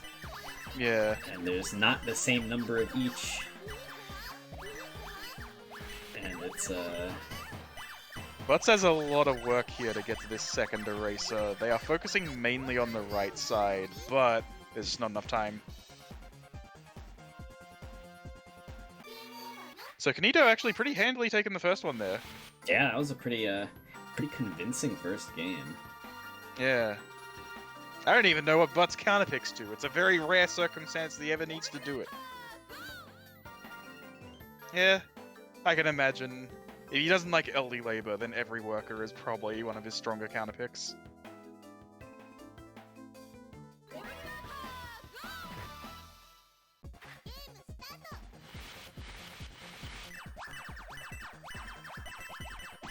I always played this on keyboard, although I play basically everything on keyboard. I'm not sure what Butts and Canito play on. They're better at this than I am. I think Butts has said he plays on keyboard. Yeah. I do not know. No, about keyboard Canito, definitely though. seems very strong for this game specifically because of how precise you need to be with the buffer. Yeah. And also, it's a lot easier to mash moving left and right Yeah, on keyboard absolutely. than it is on arcade stick. Yeah, I wonder if a D-pad would be better, but you're absolutely right, a stick would be hell on this game. Which Yeah. is funny, considering what you must play on with original hardware. Yeah. I play on arcade stick because I like arcade stick. That's it's one of those things where, like, yeah, I'd probably be better if I played on keyboard or got, like, a hitbox, but... Alright, so I'm another... not sure what Canito needed to do to get those 5-10s together. When he placed the 2 5s, though, he basically checkmated himself. Those 2 5s had to go somewhere else.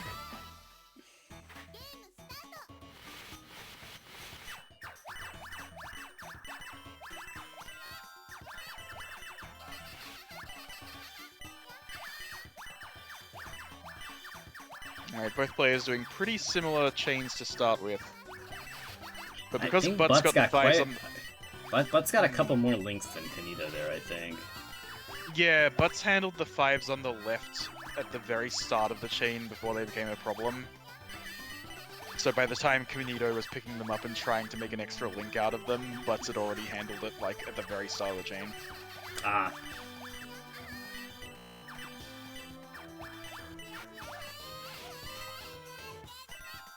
That was super clever by Canito, getting that extra 100 out from pretty deep in the stack. Alright, I believe Canito has the 2 RUs, yeah. Okay. Yeah. Going for 50s. No, they were both at very similar... Oh, yep.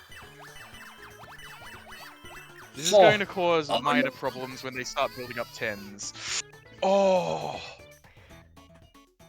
I think Canito got caught by the buffer there. Probably did a left and then a right and then pressed. Mm-hmm.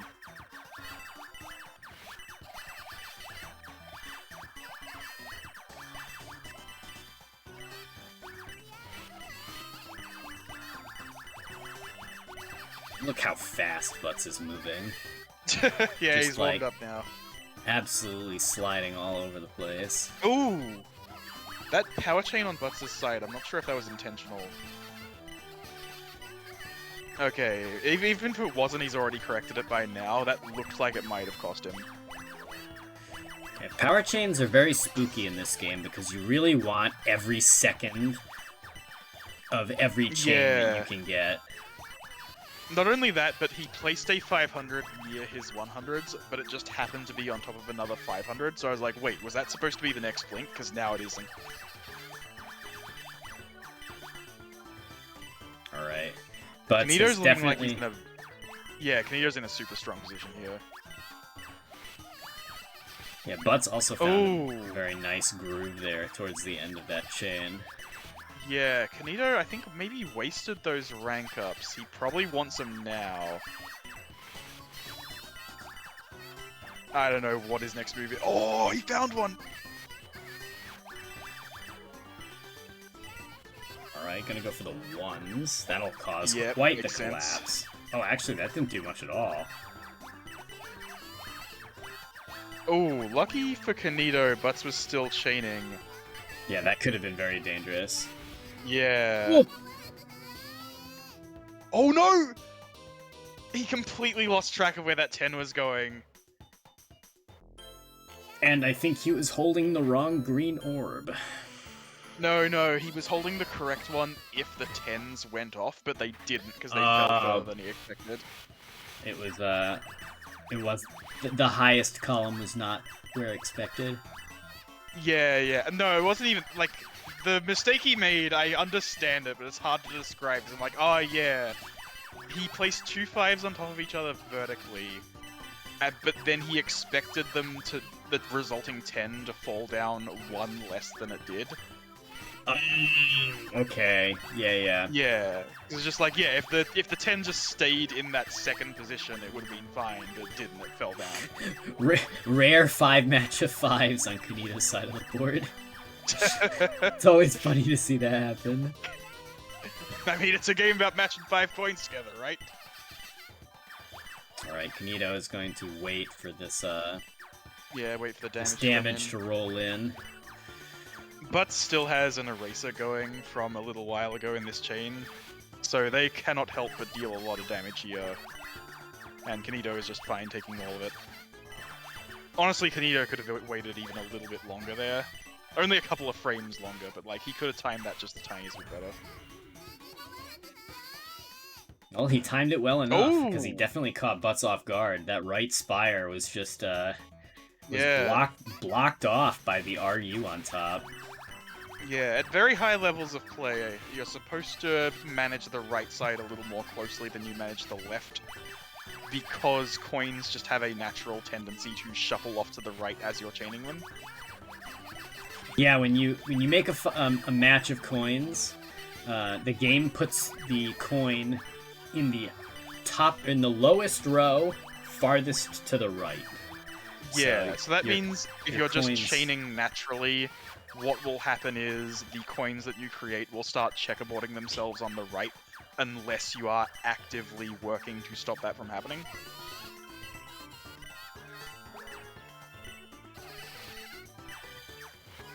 The synced up laugh. Ooh. Lucky Canito did not take quite enough damage to die there. They did not have nearly enough hundreds to make that chain work. Oof. Oh wow, yeah, that was a quick maneuver. Yeah, did you see what they did with the hundreds there? I really liked that. They paused to let the damage come in, and then just kept going with the move that they had planned. This is gonna take quite a lot of effort to get down to that second eraser, though.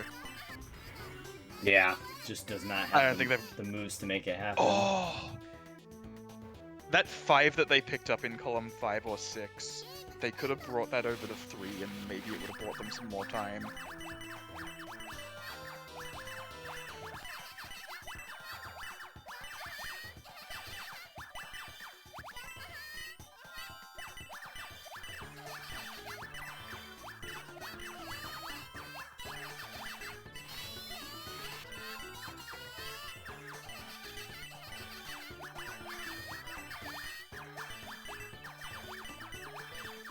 That was very clever by Canito. They were chaining deep on the left side, and there was a fairly natural extension after that of the coins below what they're doing on the left. But because their chain was set up so horizontally, there was no way to actually do that extension, even though it looked so obvious, and they managed to get a link in the center to buy themselves some time to do it. Like, it was a very unnatural move that required a fair bit of thinking ahead. But they just did it really quickly as though they understood that from the word go. Canito making the consistent play of putting the RUs on 100s. Probably just to clear out space. Yeah. But unfortunately... I'll admit, I don't know Cherry Biter's pattern well enough to tell you exactly which one the best one to use it on is. If they're doing 100, it's probably because it's the best.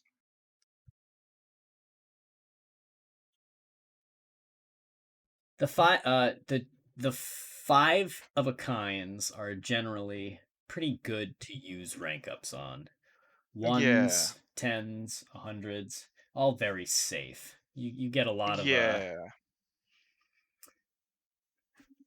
No, normally you would never do it on 5 or 50 unless you had a very specific plan in mind. Whenever I'm doing solo play just on the neutral pattern instead of any particular garbage pattern, I basically exclusively do 1. Yeah, 1 and 100 are very safe because they're basically the beginning and the end of your ladder.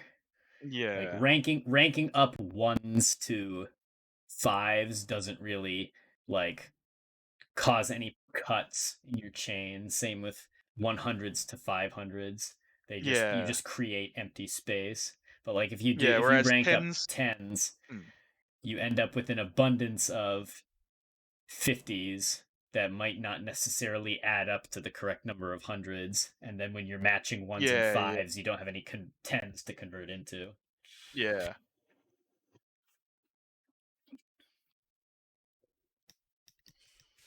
All right, so now we're headed to third semis.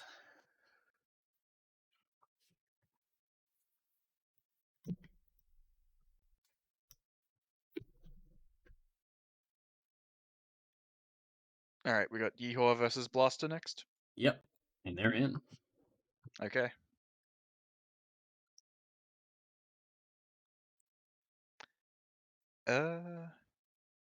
I tried to spectate. Hold up. Maybe it didn't go through. There we go.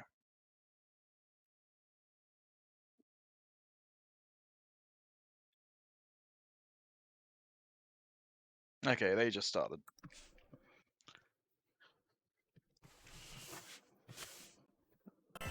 There we go now.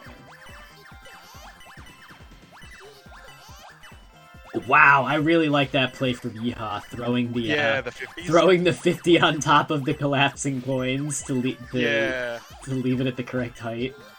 It's a shame. I used to be really good at that kind of move, but it's really not what you want to be doing at high level play, so I've kind of unlearned it. Yeah.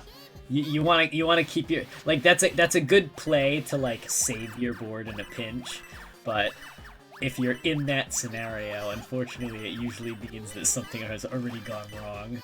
Yeah. Very strong opener from Yeehaw though. Yeah, the cut in Actually, the middle. both players means... very strong. Mm-hmm. A little bit of thinking I going like on. that chain from Yeehaw. Oh, but then it was so smart. It bought them so much time, but they couldn't figure out what to do with it. Yeah, They get maybe the needed indignity to of throw losing. those 10s into the rightmost column instead of try to wait for the column to... Yeah.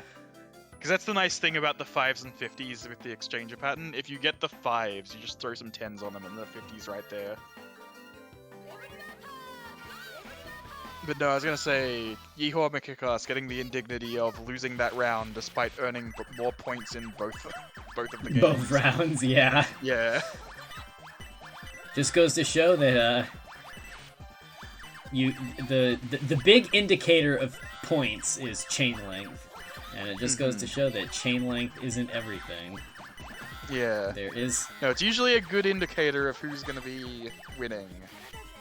But it is definitely possible for it to not be a completely accurate indicator on that. Oh, these ones are so annoying for Yeehaw, but it's fine. They've got enough of an early advantage before the damage pattern actually started. That's the other reason why there's so much focus on that U at the start of every worker's pattern, because those are the only ones that you get from her damage pattern for quite a while.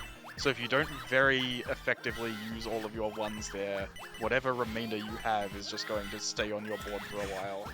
Yeah, hope you like them. Yeah. Because they're here to stay.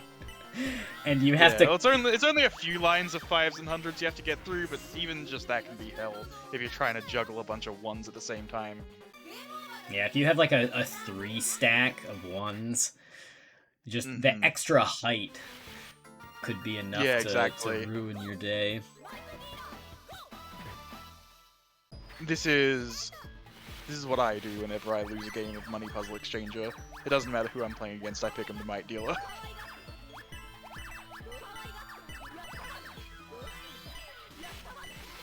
The skill check.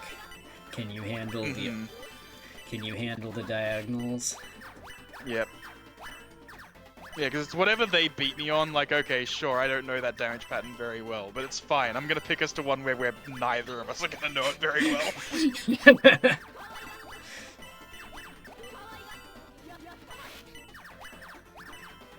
Yeah, I kinda like Blaster's strategy here of really digging out the center. If you've got time to do it, it does leave you with a lot of 5s and 50s and some free space to use them in. It's almost like digging out the middle is almost like a magical drop strat. Like, yeah. playing the horizontal clears just for board space, because board real estate in this matchup is very important. Like, the damage is not easy to work through, though. Every line you can create for yourself is really important.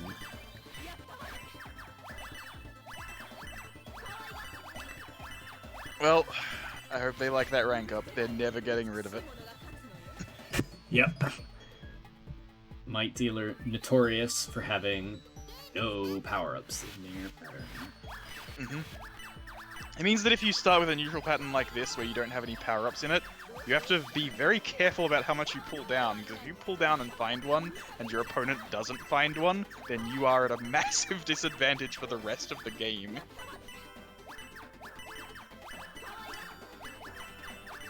I hate to say it, but it means greed is not always good. Yeah. Unless you know the neutral pattern so well that you know roughly where the power-ups show up in it. Yeah, I've definitely seen players like Canito and I forget what I hate to dead name them, but I don't remember what Ika's new tag what is. But right. but No, I don't either. But I know the player formerly known as Ika, Butz, Asura Aoi to some extent, Canito. These are players where I've seen them pull down enough lines on this pattern to get 2 of a power orb. Yeah. Because that is the other counterpoint to it. Yeah, if you start with a power up, but also you know the neutral pattern well enough to go, wait a second, there's a second one coming up soon. If you discover that and your opponent doesn't, then you have done something very good.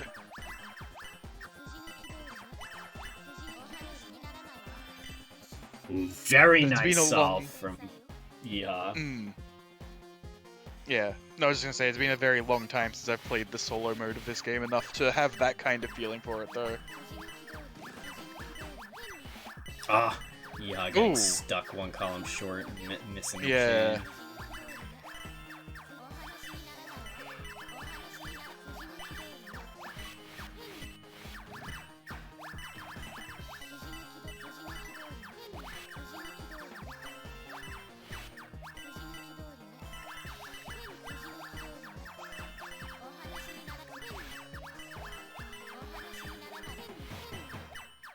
It's getting a little tight for Blast of the Fox here.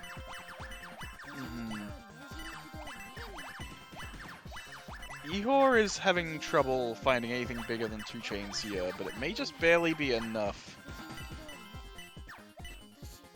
Yeah, right as Blaster's reaching for that last 10, it slips over the edge.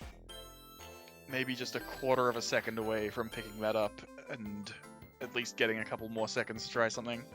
Alright, but that means it is Blaster's pick for the last game.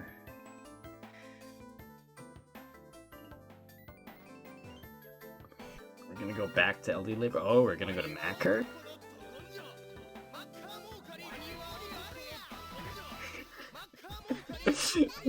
Man, what is he talking about? Getting caned off stage as he keeps fucking talking.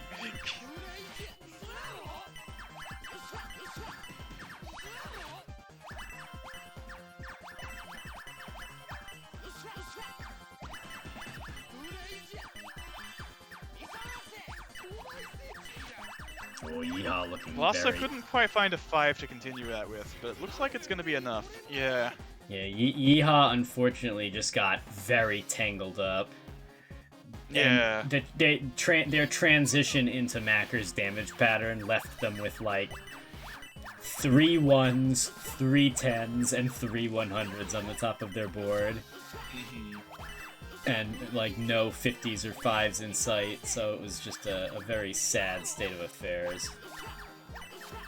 Ooh, great chain from Yeehaw though, transitioning the 500s back into the 1s to get a nice loop. Oh man, that was very unfortunate for Blaster. They use the erasers on 1, it just doesn't do anything, and then they die because they were kind of expecting any chain links out of that eraser. Sometimes that does happen. No, I think I might recall, is it Maka that you're not supposed to use erasers on 1 in? Because there is one character that I think I remember hearing, like, oh, this is the one where you used it on this other coin instead. I feel like you want to use it on 100s for Macker.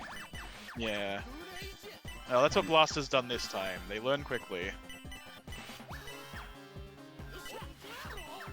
No, actually, that didn't really collapse that much either. No, they only had a few lines to work with. They weren't did really not, desperate yeah, for that's true. Yeah. Oh, the 500s are in the way. Oh, no, that's not what you want. Although their opponent is in more peril than they are, yeah. Alright, a hard-fought duel for 4th place, but Blaster is going to take it.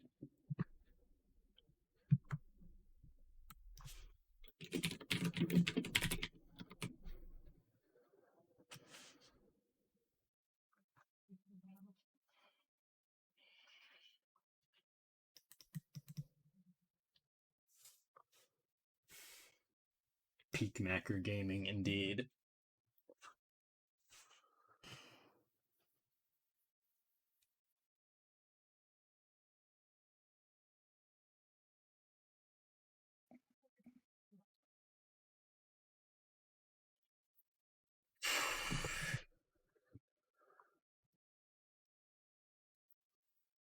Macker is funny because every once in a while I will just see his picture pop up somewhere and I will always be caught off guard because it's never at a place that I expect it.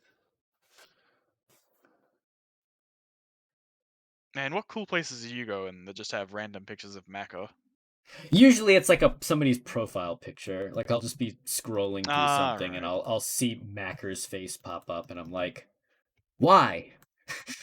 How? What is it about Maka that speaks to this person?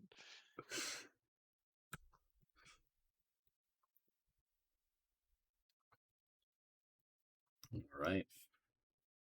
Let's see if Blaster can take that momentum into their match against Canito. Because they are probably going to need it.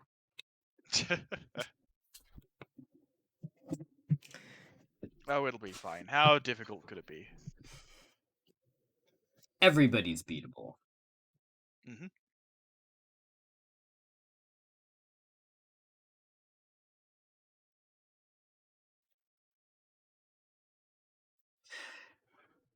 Oh yeah, I think Yeehaw's talking about the estimated win percentage. It's purely a function of how many games it's calculated using how many games you have on ranked Fightcade. So if you don't play on Fightcade very often, it will descale your elo. Yeah. So it's a more of a fun thought experiment than an accurate predictor. Mm-hmm. Canito taking the 50 is pretty clever there to make sure that they don't all go off at once.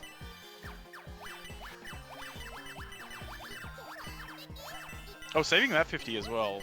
Really trying to make sure that he never uses more than 2 of the 5 coins at once. I think Blaster is making a bit of a problem for themselves in this middle. Oh wait, but wow. Okay, never mind. That's a shame. Throwing the coin way down the center well there actually did a lot of work. Canito is doing a good job at making the chain that goes forever. I'm just being mesmerized by this. Oh, I don't like... Actually, no, okay, the 10s there makes sense. Yeah, because now I can do the 1s. Okay, yeah, he's fine. When did the erasers get involved? Apparently they don't. Blaster in a very tight spot here. Needs erasers, needs something. But they're so far away. That eraser on the right side, like 6 lines down.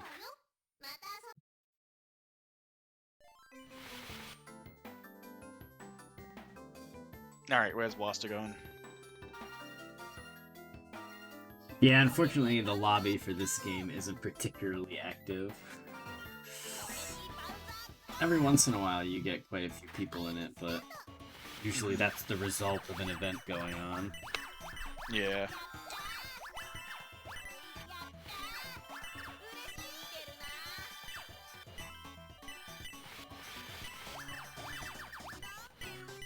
Oh! Canito throwing the 5s just a tiny bit too early and cuts the chain. Also, accidentally cutting the chain killed their opponent. Yeah. Rare case of this game rewards board watching because it tells you when you can kill people by dropping your chain. I thought you were gonna say a rare kind of game where this game rewards mistakes sometimes. Like, oh, whoops, I dropped my chain. Well, good thing I did. Yeah. It is in a sense. I believe you play fighting games, right? I believe this is the only puzzle game that has American resets in it. Yeah, exactly. Ah, yes, the old American reset. Uh-oh, I think something just chained on its own on Blaster's side of the board. Luckily, they had quite the chain, so it was enough to defense away all of the damage. I was about to say, that is incredible that Canito was just waiting for that damage to come in, and this was their reactive plan of just, oh yeah, when the damage comes in, I'll just shows like a pegboard with a million different red strings on it. And they almost pulled it off too. But if I was them, I would have done like a little bit of it before the damage came in instead of trying to do all of it afterwards.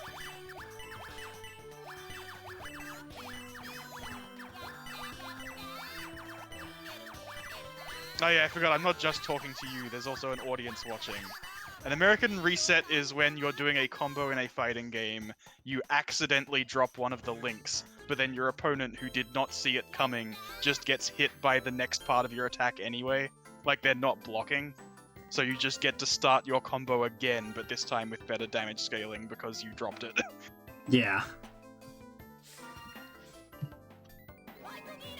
So it's called a reset when you do that on purpose to try and get the damage scaling back in a confusing way, and it's called an American reset when it happens completely unintentionally. This hails from an older era of fighting games when we all assumed that all of the Japanese players were infallible and all of the American players were free.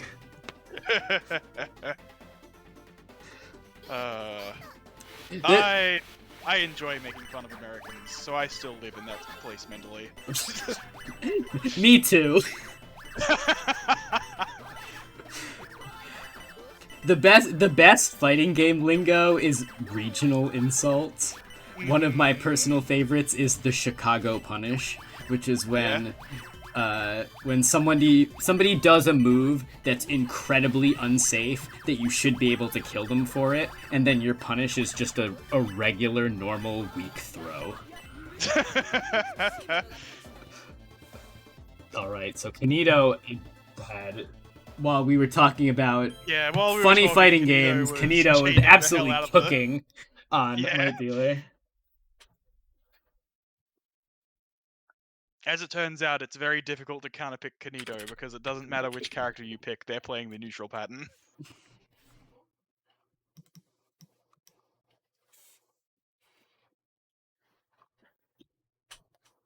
Oh, Smash has a lot of good fighting, in quotes, fighting game terms as well. Mm-hmm.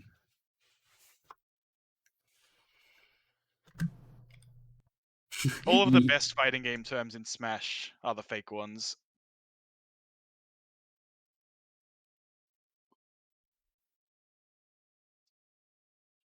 Alright. The final match has been called, but Butz is just quickly playing an exhibition match against Yeehaw.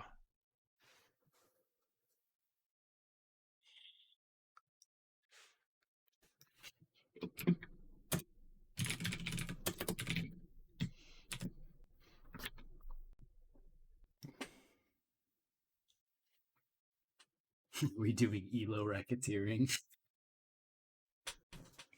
You're not supposed to say that out loud. You're definitely not supposed to say that Puzzle Wednesday is a front for an elo racketeering operation out loud. How are you so good? Nebraska only has 3 power outlets. Well, because Nebraska is so flat, you simply run lots of you simply run an extension cable all the way across the Or no, you don't even need an extension cable. You just like look through some binoculars and you can play from really far away. Yeah. If there's a local happening anywhere in the entire state, you can see it. Alright, they are entering. Oh, so they are.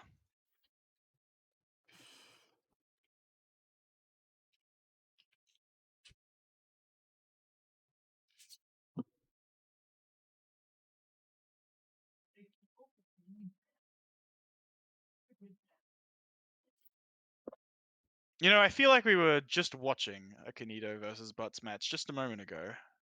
I wonder whatever happened to that one.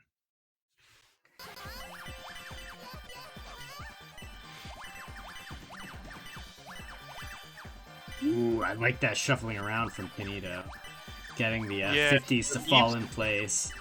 It leaves a few hundreds. Oh no, they do just barely have enough. Okay, good counting.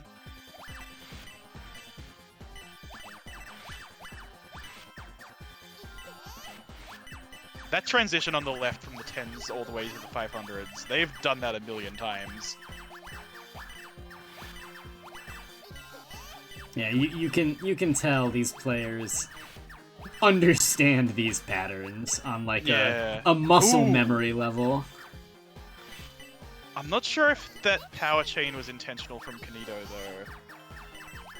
Yeah, because now they're stuck in a really awkward spot. I don't think they were expecting those two links to go off simultaneously. I think Meanwhile, this something RU is a strange dead orb, right? I don't think Exchanger ever gives off RUs, yeah. Yeah. Well, I was gonna say, it's dead until Canito just pulls into one, because, you know, yeah. Why wouldn't they? But they couldn't quite figure out how to get the chain going again after they took damage. Something that's actually super important, both in high-level competitive play, but also in solo play, is when your chain is over, you should already have the first two links of your next chain in mind. And what that means is, if you're not, like, ludicrously good at the video game, that usually means you should be cutting your chains intentionally short instead of going for every single link you can see.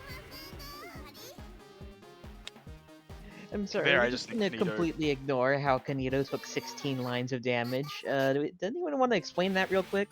Ah, yes! So we have encountered the funny little bug.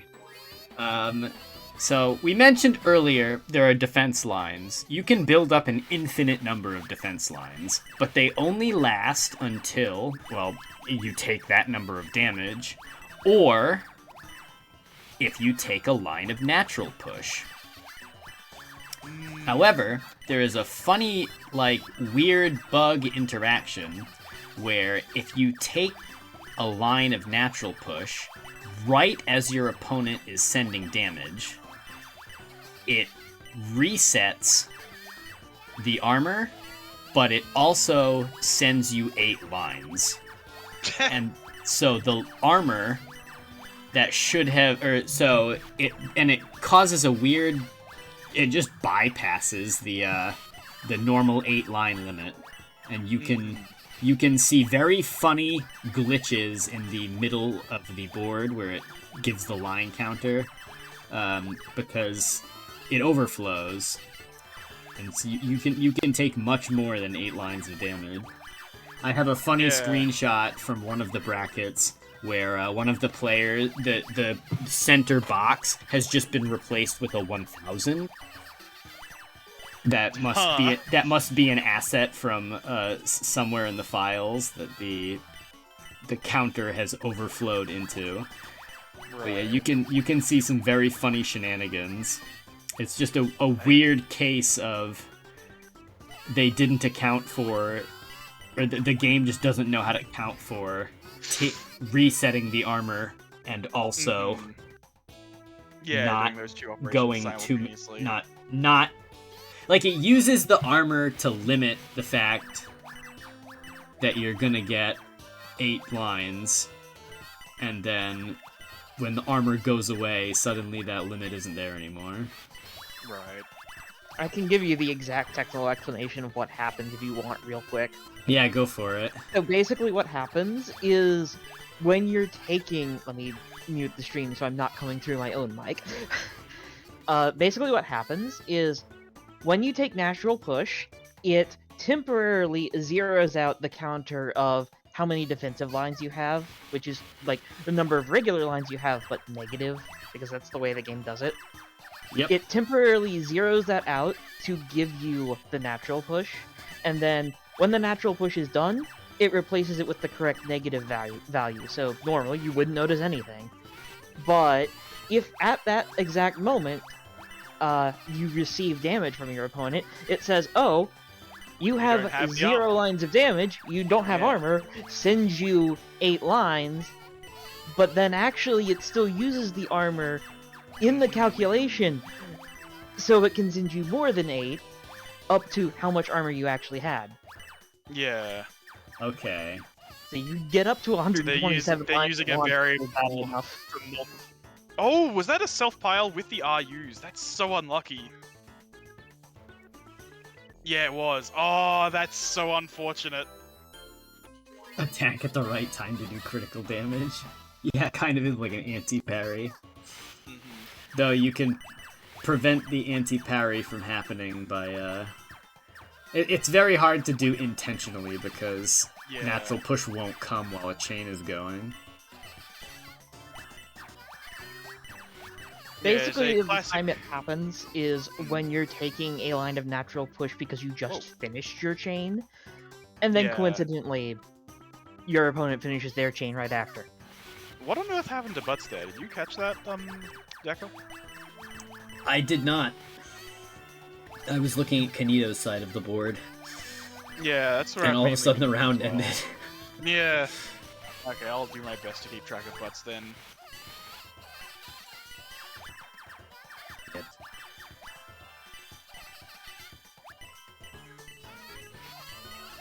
Alright.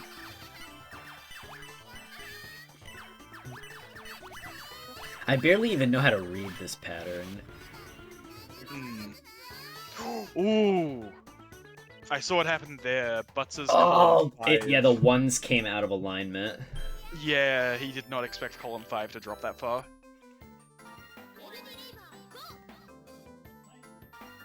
Alright. Butz counting to his own worst pick. Here, I'll show you why this is the hardest one. I'm gonna do it to you.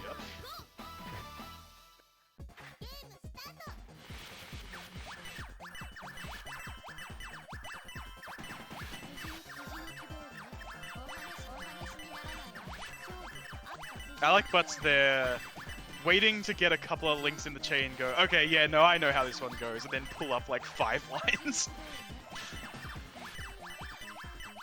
Just have to quickly make sure I've got the pattern right, and yep, okay, time to greed.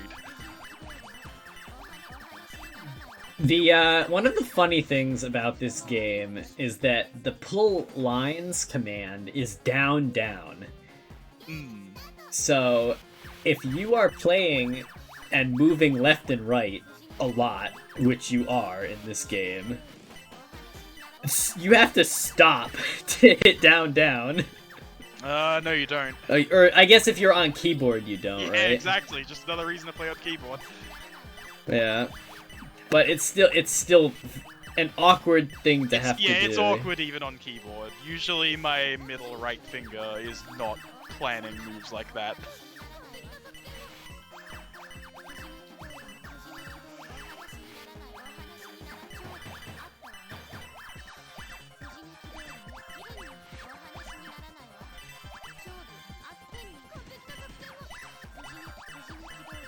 I wonder how this game would play. Oh, go ahead.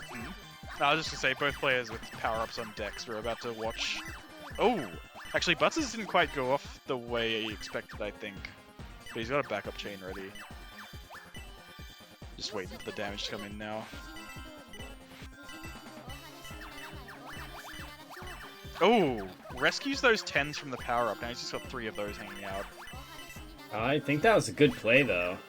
Because he immediately puts them to use. Yeah, with these 2 pairs 5s, yeah.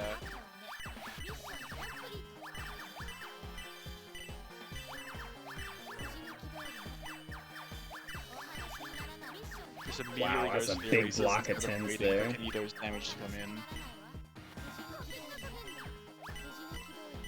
Oh man, and this board This could be bad so messy. Yeah. Yeah. Oh, just barely dies. Oh, but it was a self pile. Interesting. No, it wasn't. Oh, it wasn't? The self pile marker popped up, but it looked like a normal death anyway. I didn't see the self pile text on either side.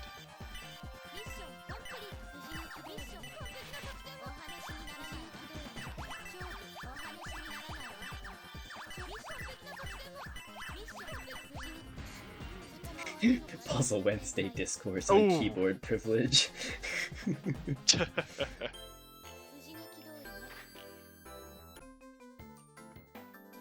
Alright, it looked hairy for a second, but Butz clutched that one anyway.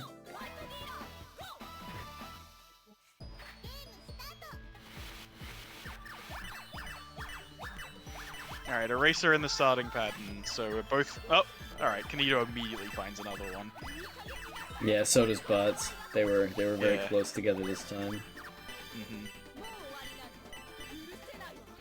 But neither of them come into play. Oh, self-pile! Oh, that was a self-pile, okay. Yeah. Yeah, The that was a curse of tricky getting- chain.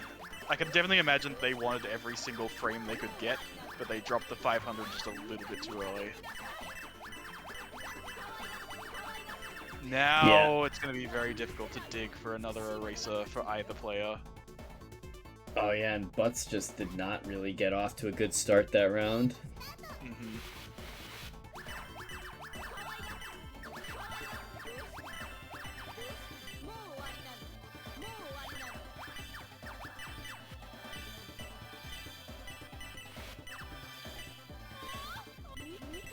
Very elegant chain from Butz, Yeah. and then both players immediately did the same link.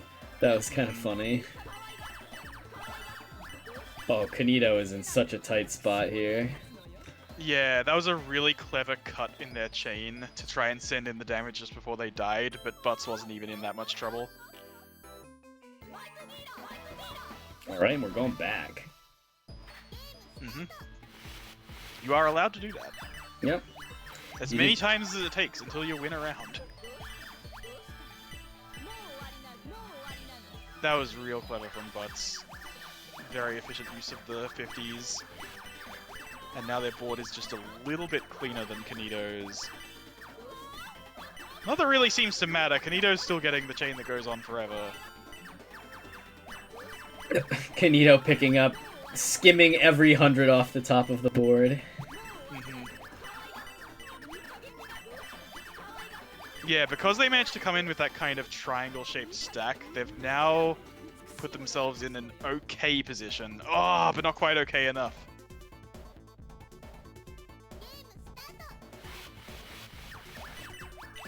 I don't know if SOCD would even do anything. You just sit still.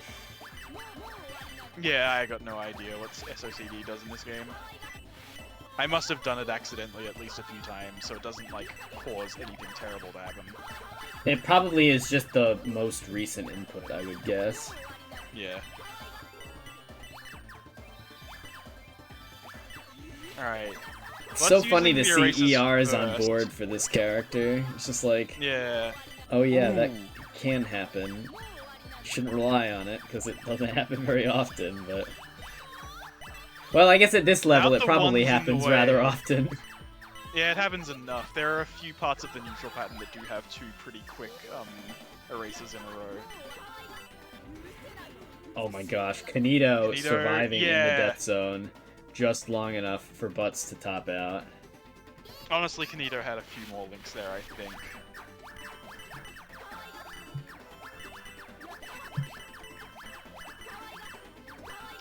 I'm not sure if this is one of the patterns where you get another eraser quickly. I'm not sure. Doesn't look like either player is that desperate to dig down for it. Yeah. Oh, and Canito cannot find... Oh, almost! Canito Just not... another tenth of a second they could have gotten those 50s into 5s into 10s. But they just barely couldn't pull it off. Right with that.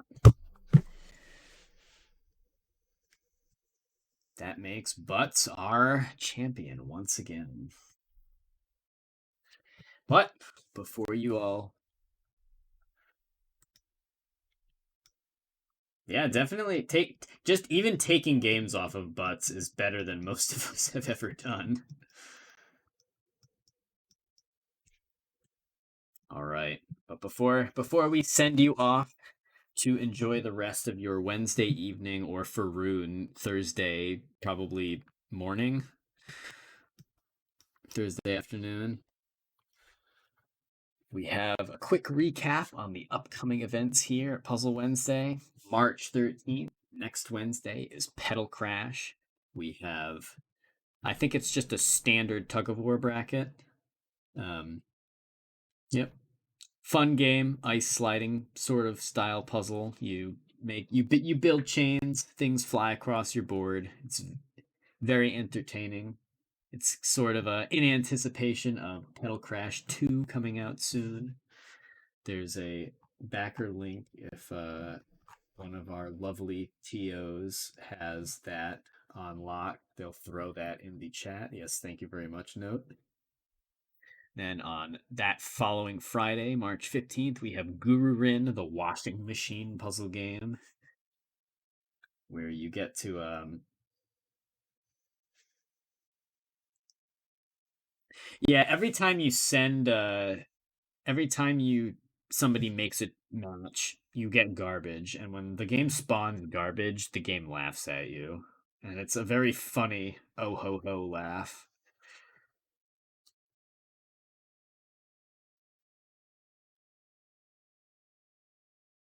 Exion?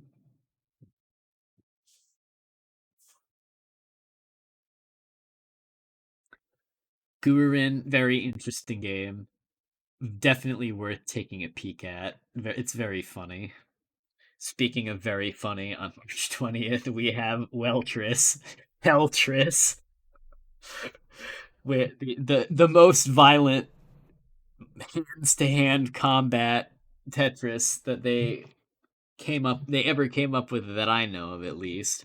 But it is a shared board Tetris game where your goal is to prevent your opponent from putting pieces on the board, basically. Yeah, you don't want them to play Tetris. It is incredibly,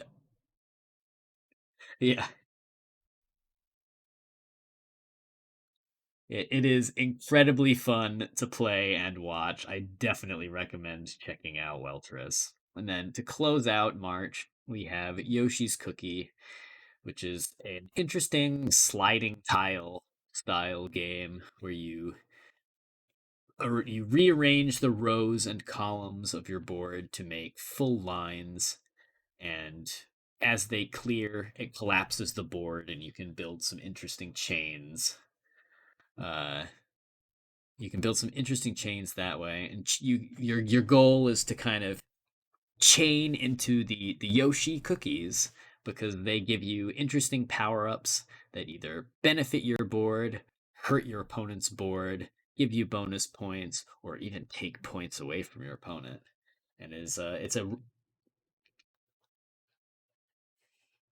yeah, that's true. So there's a funny little power-up bar above your board that changes from your color to your opponent's color. And usually it says what power up is next in it, and it changes every couple of seconds. And when you clear the Yoshi cookies, the power up activates. Sometimes, yeah. So that +7 that you thought was yours, that you just chained into, was actually a +7 for your opponent. Congrats, you just lost the game. Or maybe you were so close to victory that -7 was gonna seal it. Uh, Suddenly you realize, wait, that -7 is where did all of my points go?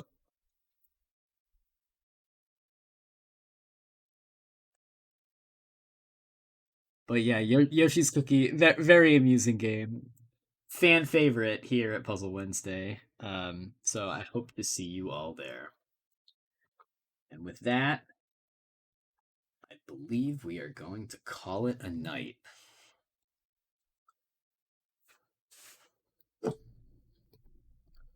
So thank you, Rune, for joining me on commentary.